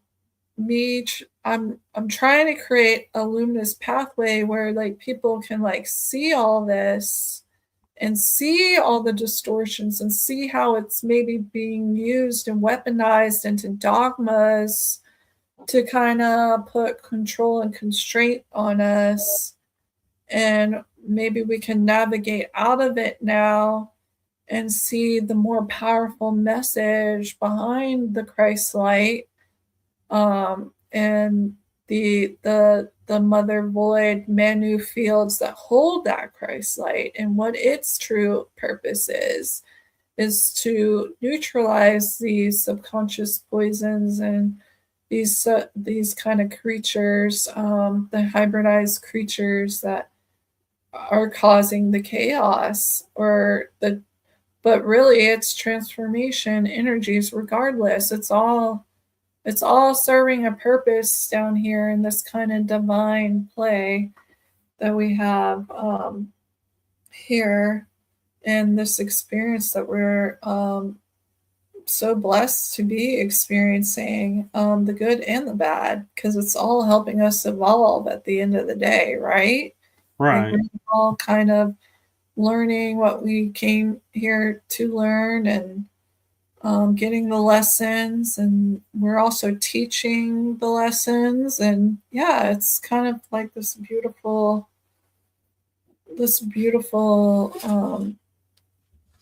journey, that we're lucky God let us be able to have here. um I find it a blessing that, there are individuals who, you know, they may not consider themselves gifted, like they're not mediums, they're not contactees, they're not experiencers. They're researchers, but researchers have a gift of putting information together and seeing information in a way others don't. And that is a gift in itself. And so I don't view them as not gifted. I view them as equally gifted. Yes. Yeah. If somebody's devout in their studies enough and they're able to bring forward something that actually, just think about all the pivotal, people who have brought information forward that completely changed the planet and changed the way we look at things and do things. Like, if it wasn't for those researchers that were able to like put it in a conceptual and context in a way where everybody could understand, then like, eh, we would still probably be in the Stone Age. Right. It's just really beautiful to see, um, different people able to bring information forward, and the people that actually can gather that information see the bigger tapestry and put it in a way where everyone can understand it. I really appreciate anybody that can do that, like, in so many fields. Like, we need more researchers like that, um, in the Right. And world. you know I view you as one of those. I appreciate you putting all this information together because you're connecting dots I had never thought to connect, and changing my awareness of some things just by doing this. Oh, thanks, Michael. I appreciate that. And yeah, just this is like one of my passions. I'm always kind of trying to help the planet and people, anyway and anyway anyhow I can. I've always been this way, and these kind of Pluto energies are kind of like my specialty with my death doula and birth doula and sex alchemy. It kind of all plays its part, and it's helped me on my journey too, of evolution. Just doing all this and seeing it for what it is very profound, and it's like, oh wow, it just puts me that much closer to God, and just how beautiful, like, all this has been, like, over eons. Even though, yeah, there might be some dark wrapped into it, it's just beautiful unfolding and flowering of consciousness, that I get to experience, but also get to help other people experience, illuminating these pathways, you know? I And agree. maybe they have more to add to the pathway, you know? That's Right. the beautiful part, is like once this gets out there, maybe they can add more to it or take away from it, and vice versa, and just help others and utilize it, And in a it makes beautiful sense to way. me now why NASA and the scientists kind of took Pluto out of the equation and were like, yeah, this isn't a planet anymore. And I'm like, what, what do you care? Pluto is on the outs, is like the last planet in the system. Like what do you care? It doesn't have anything really to do with us. And now it's like when I'm looking at it in the form of like Scorpio and, all that it's attached to, I can see, oh, wait a minute. There is, a reason now why this is going away, because the narrative can't allow this to be. And so, No, yeah, oh, exactly. And not only that, but there's a um there's a nerve in the brain that actually connects to this too, right? And it connects all the way up to the Plutonian energies, and guess what that nerve um conducts or helps? I would Smell say, and taste. So think oh, about a certain something. They were targeting that too, but it has more than just that it does. Okay, so they were trying to cut us off like that too. So it gets way more in depth than people realize this. And I've spoken about this on another podcast. I won't bring it up, but I went into the depth of the 10th gate and the targeting of certain um,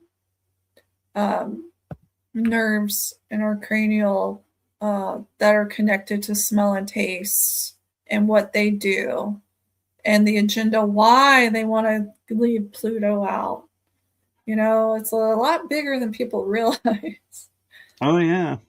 So, um, I just made a connection too, and for the sake of the show, yeah, I'm gonna hold it back, and I can tell people offline what it is. But yeah, I kind of worked hard to have this channel, and I don't want it yeah, shut yeah, down. yeah. That's why I was like, we're gonna just skate around it a little bit, but if Yeah, picking up what I'm putting down, that's good. That's I good. am. Okay.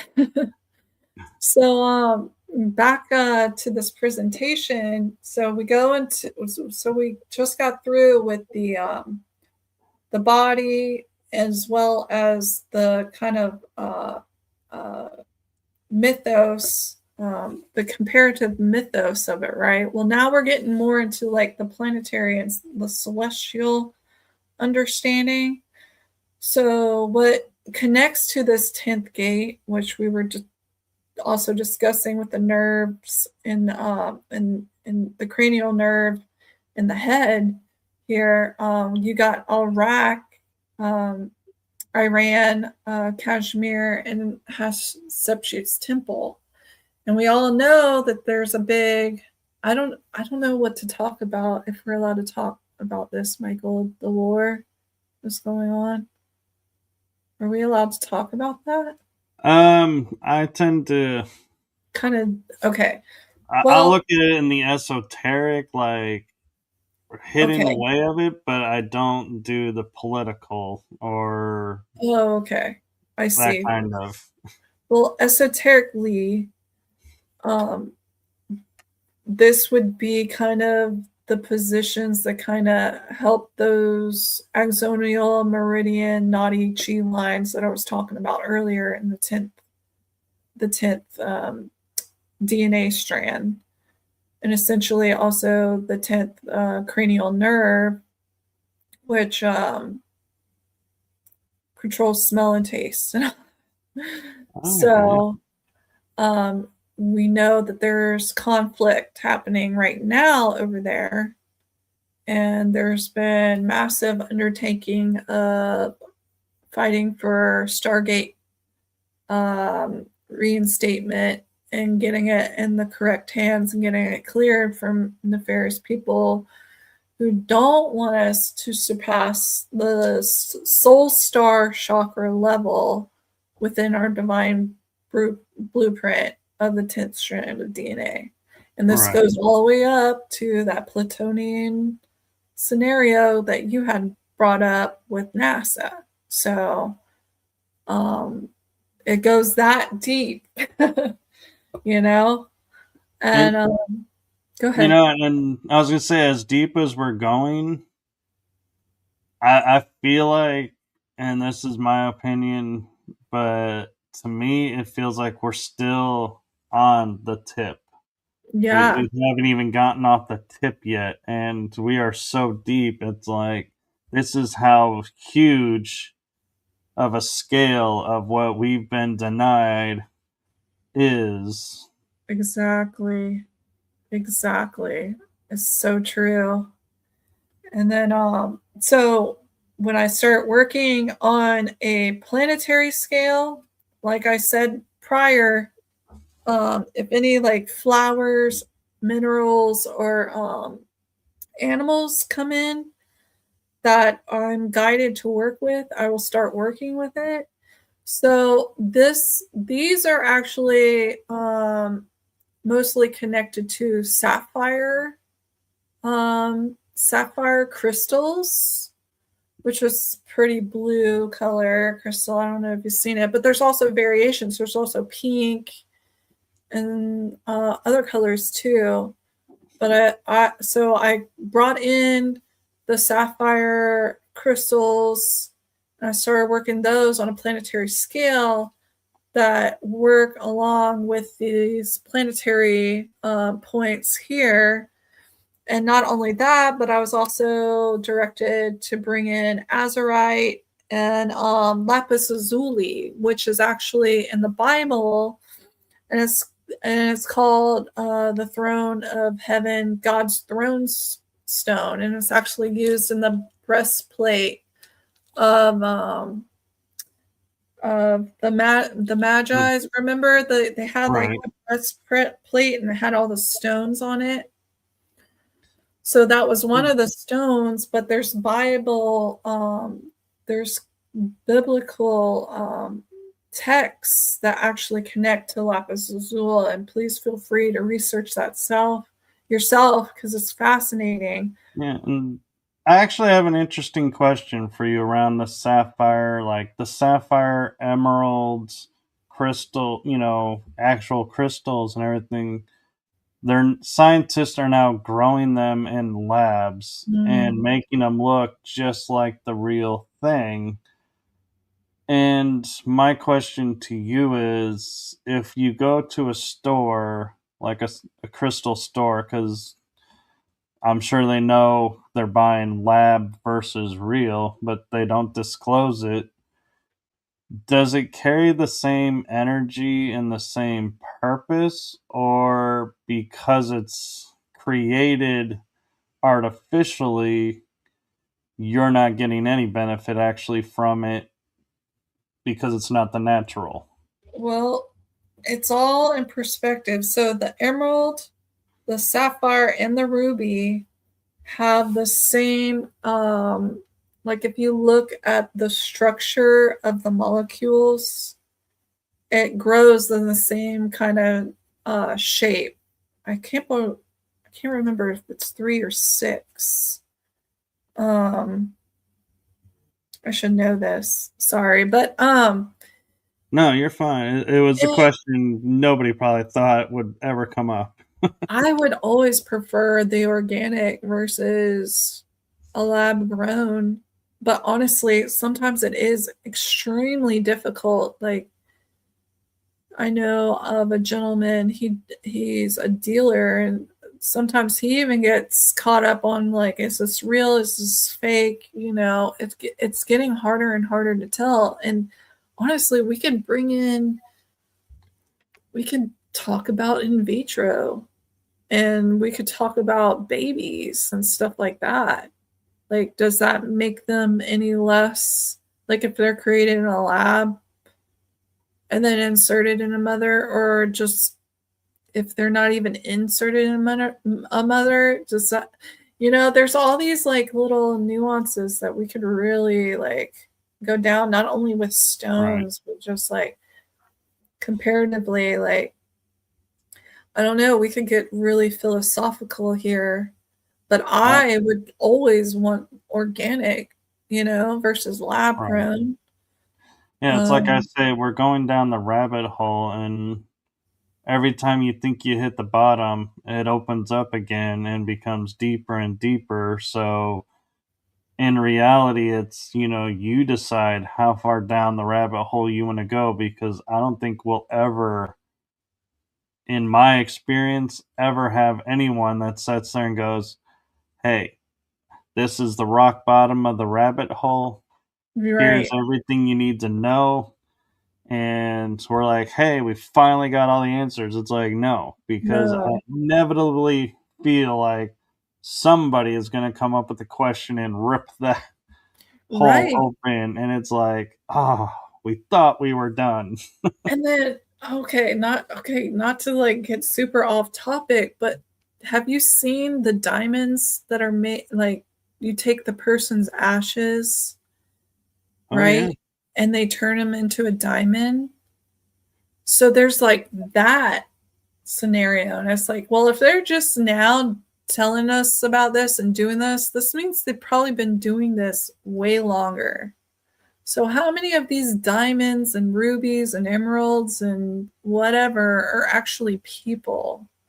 Like that kind of like blew my mind when I was kind of going down that rabbit hole, you know, just Yeah. something y'all Well, could kind of branch off of this conversation, but it's something to think about, you know? well, and I'll just segment for a second and say, being a paranormal investigator, there are objects that are known as trigger objects, and a lot of them are jewelry, can be a trigger object. Mm. And you're right. It could be because we think they imprinted on the stone or on the ring or necklace, but it could be their ash is in the ring or necklace. We never think about that because we feel it's so new. But you're right. That probably has been done for centuries, and we just are now, quote unquote, disclosing that this is an option. Yeah. Yeah. So it's all there's nothing new under the sun, you know. We think it's all new, but a lot of this is just, it's coming to the surface, but it's been going on. I mean, we could say that about so many conspiracies, right? Like Right. it's all been done before. It's just now it's coming out of the dark into the light, and people are getting awareness of it. Yeah, and So it's almost like I want to say, for all you people out there that think disclosure isn't happening, hey, we just disclosed something for you. So disclosure is happening. it's happening right here. You got a first row seat. Okay, so this is going to get into more of the celestial aspects of it. So not only is Pluto connected to it, but also the Scorpius constellation, which, hello, Scorpions, that's you guys. You're this dwarf planet, that's you. Um, so again, the Scorpion comes into play here. Also, Vega, which is in one of the Lyran contexts. So Vega is even higher than Pluto. So on the smallest planetary scale, it's this. and then it moves up to the constellation, then the planet, and then to the celestial planet Vega. So again, I'm reiterating the nesting patterns, right? And this right here is essentially, remember how we were talking about the Hindu god that was created to kill the demon that nobody else could kill? Well, this is basically the same thing in Greek mythology. And you see here, it's got the lion body with the ram's head and then like the snake's tail, but it's this hybridized being that was created in order to kill these demons that nobody else could kill, that was kind of like running the planet. So again, this is more comparative connections that I made when I was kind of unlocking a lot of this stuff. And this goes back into Tiamat too, because Tiamat consciousness is held within this Kepler belt. So Tiamat was a planet that was exploded. And it goes even more in depth, Michael. I'm just kind of keeping it elementary for right now. That way people can follow along. But you're fine doing that. And I was going to say on the prior slide, when you were saying Vega is the top, like echelon, so to speak. Yes. What came to mind when you said that in my mind was the movie Contact, aptly named. They made contact with Vega. And they were the ones that sent that sphere. And she went and had this huge experience with her dad. Yeah. And they on the Earth were like, you never left. You were gone for 12 seconds.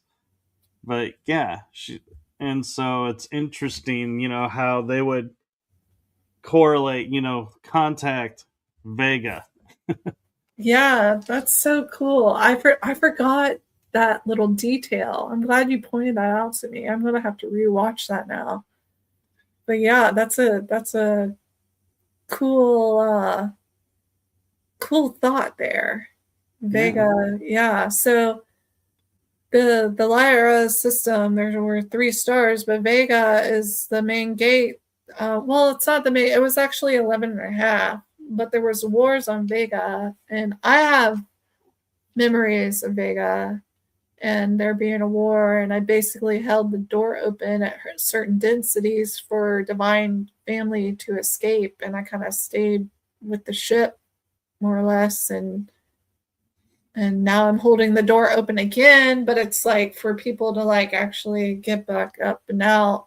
Right. So the Lyran Wars did a lot of quote unquote damage, but not really, because we've learned, what we're conceiving or perceiving as damage, not really how they're perceiving it. And so yeah, it's a tricky thing, is because we're still looking at it through Earth filters, not galactic filters. And we could go on a tangent on that alone for a few hours, but yeah, we'll stick to this. And like you're saying, the brief is great, because that's what I love to do, is I love to give people ideas and let them derive their own conclusion.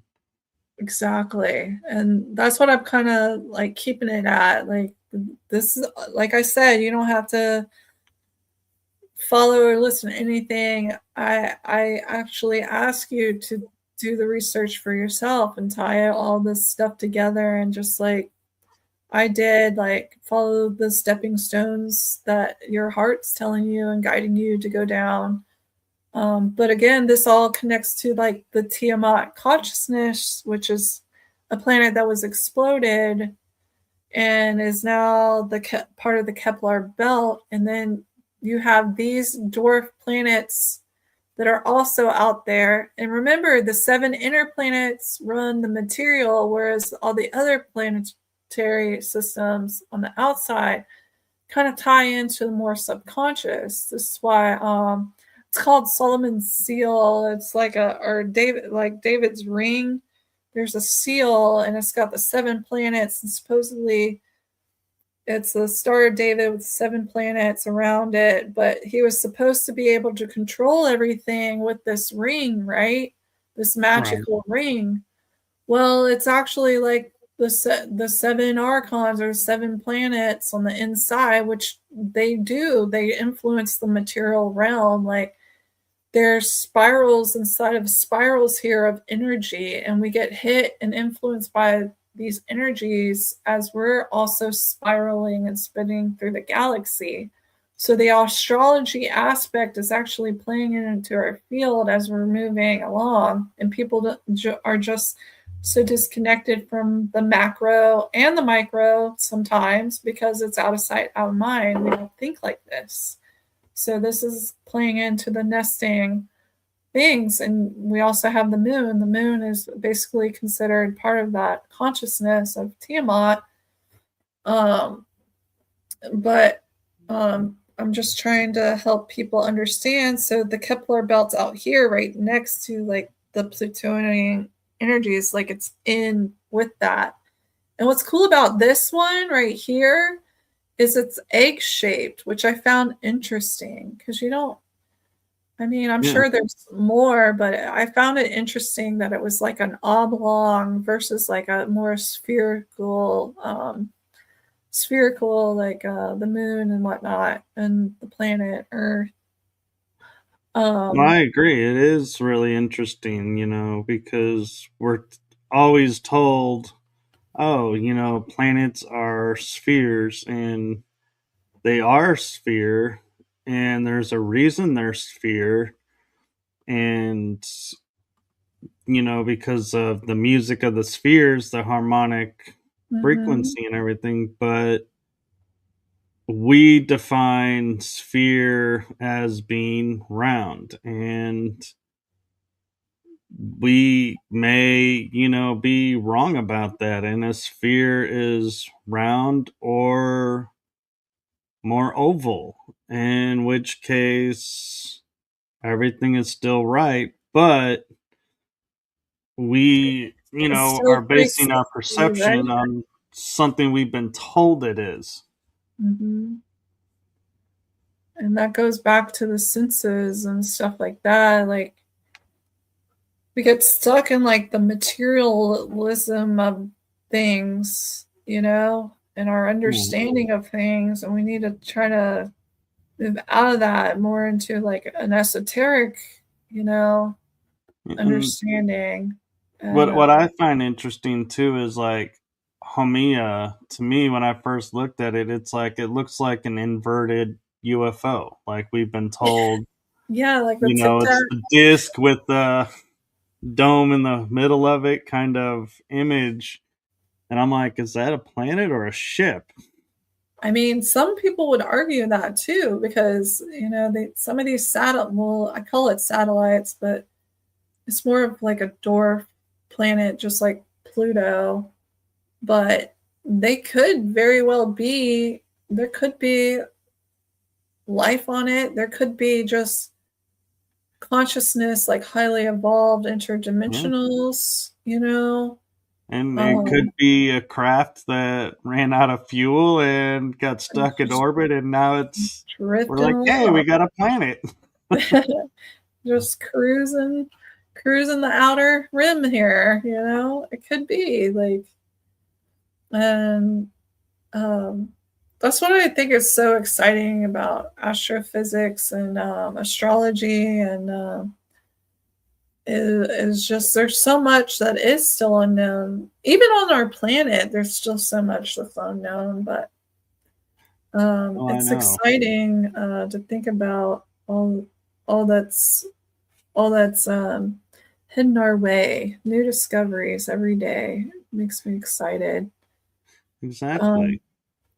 So going back to some comparative stuff. So these are kind of some of the guides I work with when I'm unlocking things, and they are actually connected to this consciousness. So you have the blue Tara, both in the Buddhist tradition, and this is more Asian tradition right here, the Blue Tara. And this is the Hindu tradition. This is Nila Saraswati, is a form of Saraswati that I work with. But they're kind of like, just like I was comparing the Lady of Sorrows earlier with all these other mythos, like these are all kind of the same, just in different regions.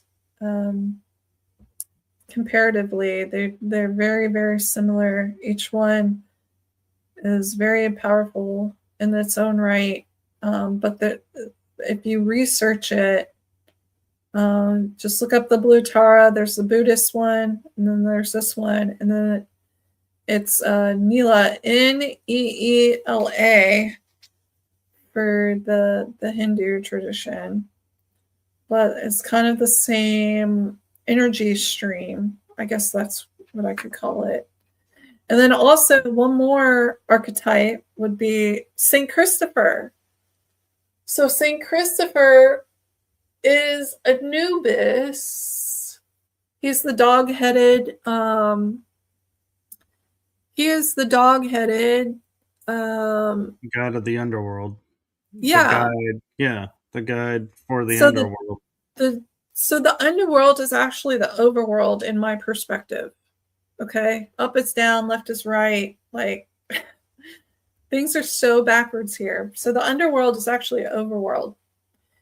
And Anubis, to me, who is the guardian of Shulat, that is the 12 tree of life for me. That is the divine blueprint. He is the carrier of the Christ light. He is the void energy.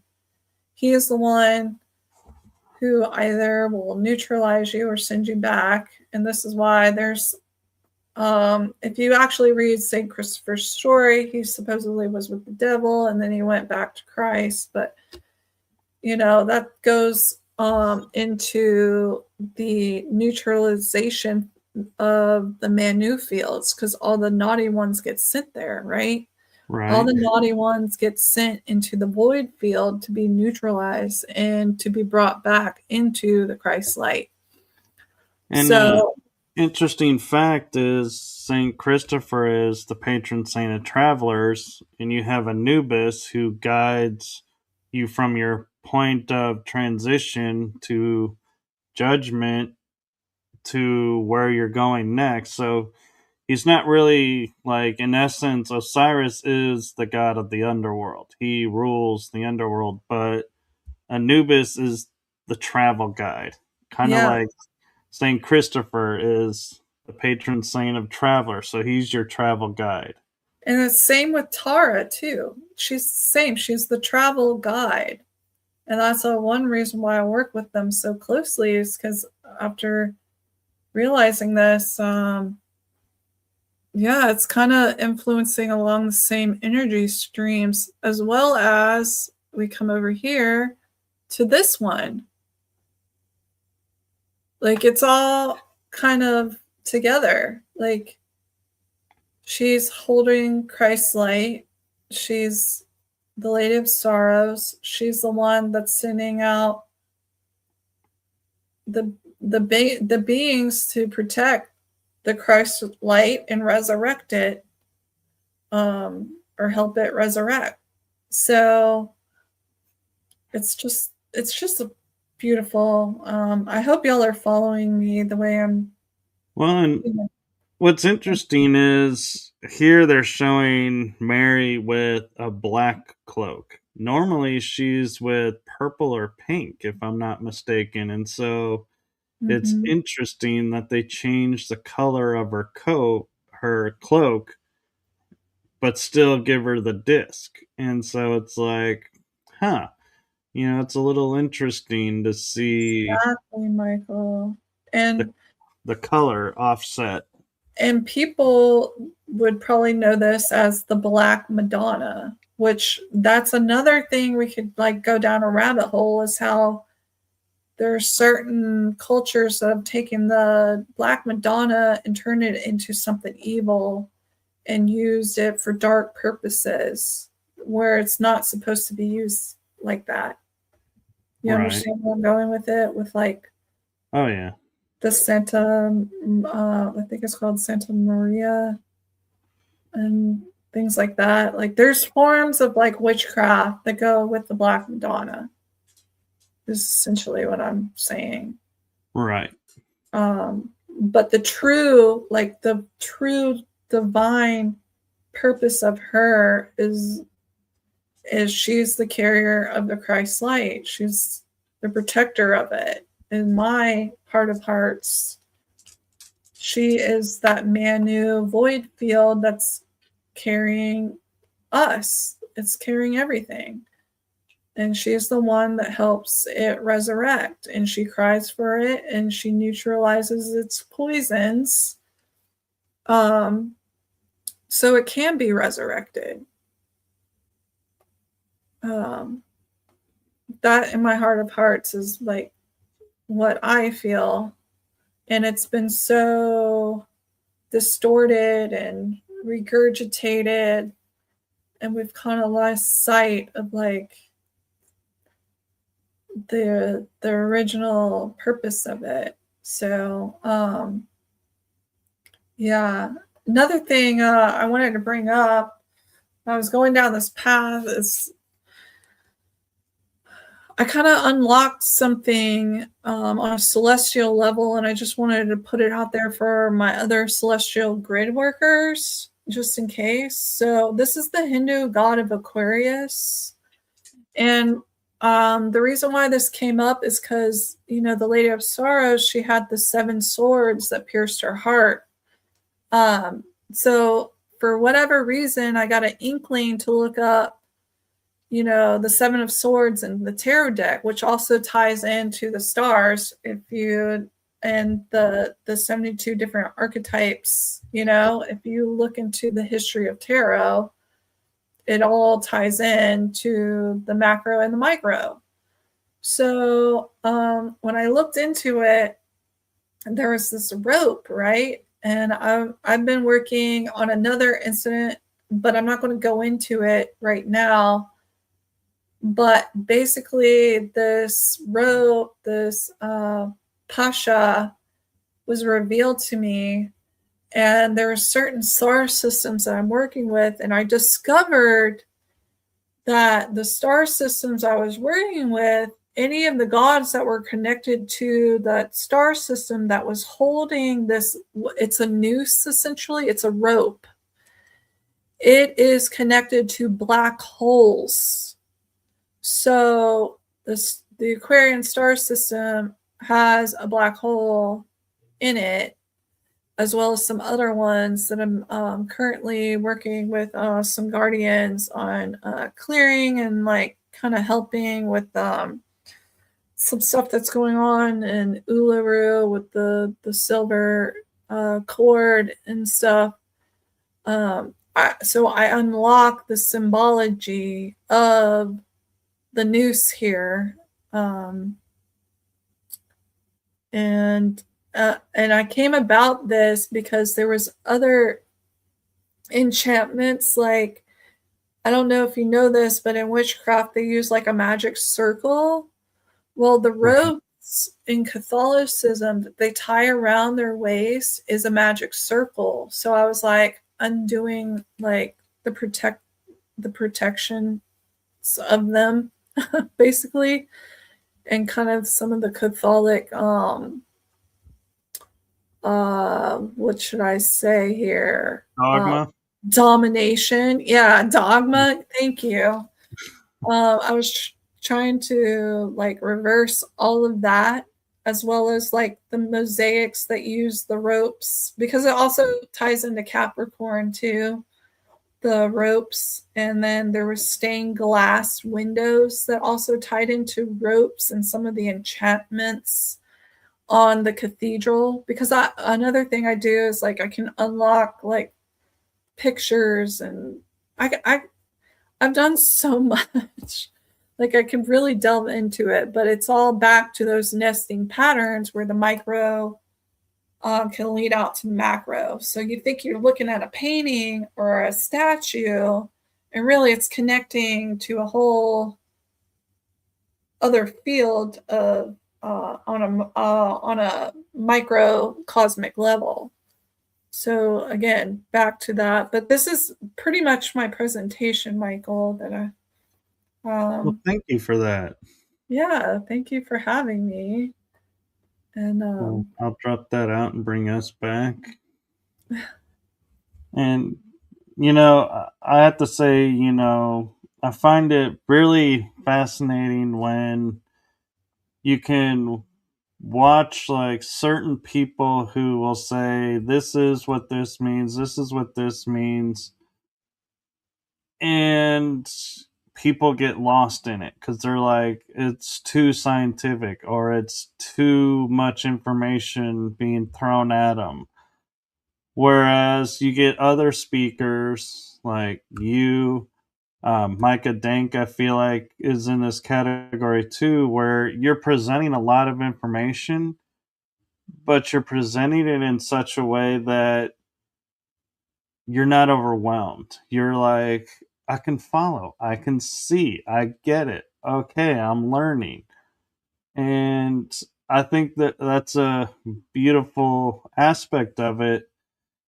And sorry, I just noticed Terry was asking a question, and I'm not sure if he's referring to the picture, but he says, is that a face or mask in the middle of the noose? no, there's no face or mask in the middle. It's strictly a rope. And there's multiple Hindu gods that carry the rope, but a lot of the ones that are carrying the rope, there is a star system that's associated with it. And that's basically what it all comes down to, is a lot of these stories and these archetypes are actually cosmological understandings that have been told and retold on a minute level and maybe misrepresented, misinterpreted, and used as dogmas to control us. And we've lost the true understanding of it, and just bringing path of illumination to those understandings. And what I'm doing is part of my mission here on the planet. Oh, our apologies, Terry. We didn't mean to. Oh, sorry. Speak out about that. And one thing I find interesting, as we're talking about the rope, is recently I was on a channeling session where I was talking about how much disclosure was in like cartoons of the 60s and to current, and we just didn't know what we were seeing. And an episode I was watching of Super Friends with I think it's Power Team or something. I forget the full title of it. But Wonder Woman, who carries the lasso of truth, Yes. is been mind wiped and programmed to be a certain way. And Batman, says, hey, I have her lasso. If I put this lasso around her, it should break her free. And it ends up restoring her back to her original self. And I thought, how is it interesting that we're looking and we're seeing ropes and everything, and she's carrying a rope that restores you to your original state And and that see, you cannot lie. And it's like, you bringing that up, it's also that God, he brings about cosmological order. So he uses the rope, he lassos you with the rope, and it's the same thing like you're saying yeah, here right now. And he also rides the Makara, which is chaos, but he brings divine order. It's Aquarius. They have this, the scales and everything like that. So if you think about Aquarian energy, it's the same thing you're talking about with the rope. It's like it's drawing out like the black hole or this this energy is of the constellation itself, or just this cosmological force, is pulling out on a collective level for all of us on the planet anything that's not in order, right? It's like Right. Wonder Woman's rope is being wrapped around the collective, and now, boom, disclosure. And it's like, and you think about it, when you're looking at all these characters that we're giving in comics, you have one that's the billionaire, you have one that, she flies an invisible jet and has a rope, and that's her really big thing. And you're like, really? But then it's like you realize all the things that can be done with it. It's like, yeah, she mentally can control the rope. So, like, if somebody puts it on the other side of a room, she can connect telepathically to the rope, and the rope will slither its way over to Mhm. help her. And it's like, that rope is so much more, I think, than just the rope. It's like, I think it's sentient almost, because it's responding to her. And then it's like, and it gets you to go, well, if a rope can be sentient, what else in our world that we think is just laying around doing nothing is actually sentient life going through its process? Well, that's why I brought up the monks who wear ropes around their waists. People just think it's part of their outfit. No, there's actually a ritualistic purpose to it. It's supposed to protect them. It's like a protective circle, you Right. know? So yeah, you're touching on some good stuff there. It happens.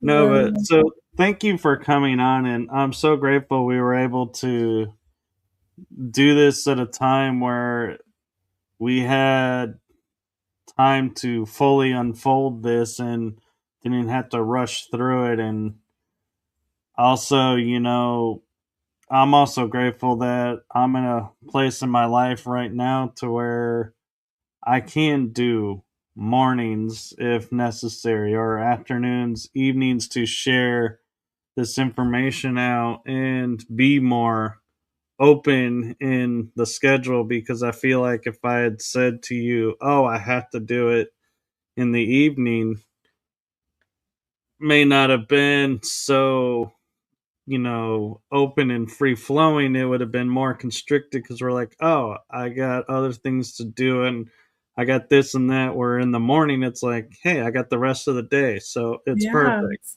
it worked out perfect. Yeah, thanks for being open and having me on here. I really enjoyed talking with you. You brought up so many great tips and things and discussion points. I really appreciate that. You're a very good interviewer. Well, thank you. And it's funny you say interviewer, because I'll say to people, I just do conversations. I don't do interviews. I Well, don't interview I people. enjoyed talking to you, just like at the disclosure conference. I enjoyed talking to you there too. So Right. it's And nice to have this discussion today. I was talking yesterday with Brad Olson and Tony Rodriguez and Alex Collier, and one of the things we were saying is, you go to conference and you say, I want to talk to this person, I want to talk to this person, and you're in an informal setting talking to the person, and then you introduce yourself, and they're like, oh my god, I wanted to talk to you, and they're like, see, you did.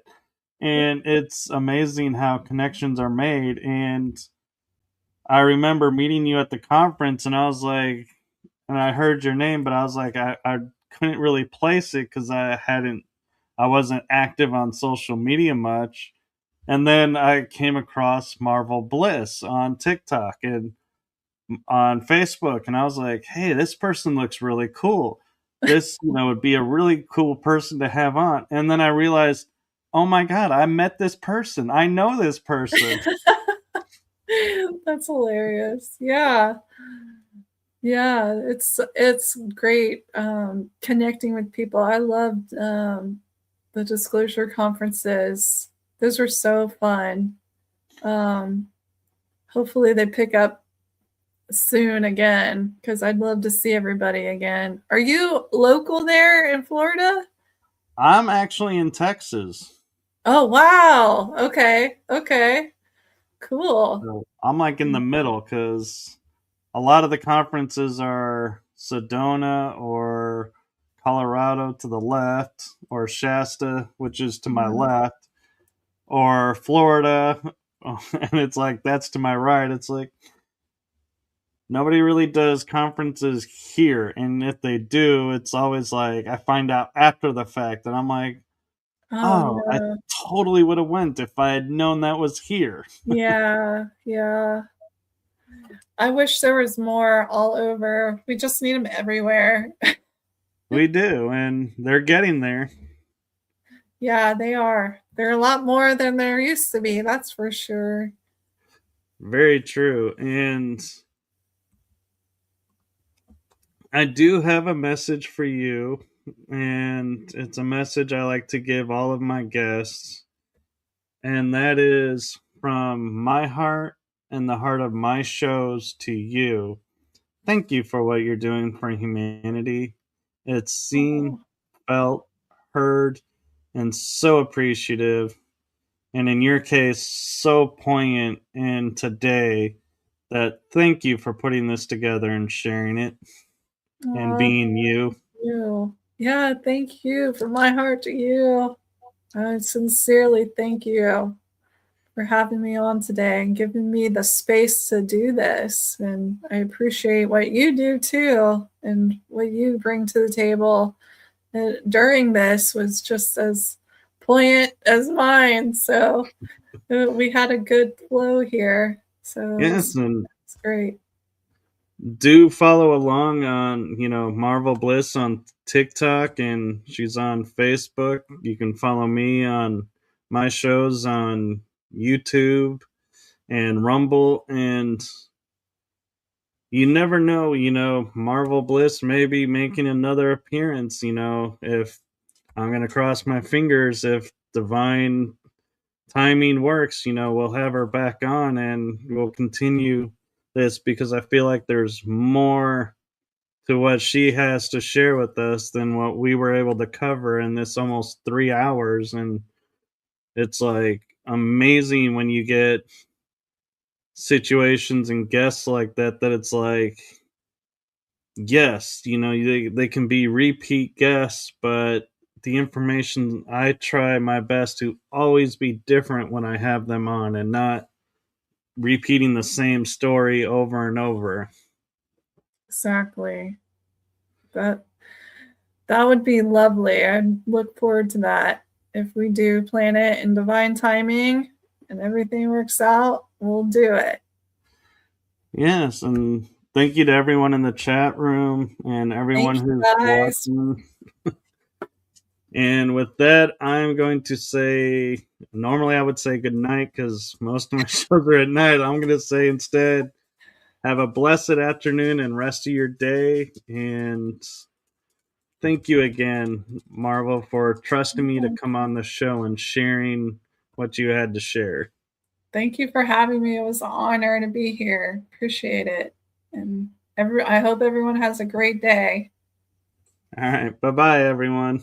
Bye.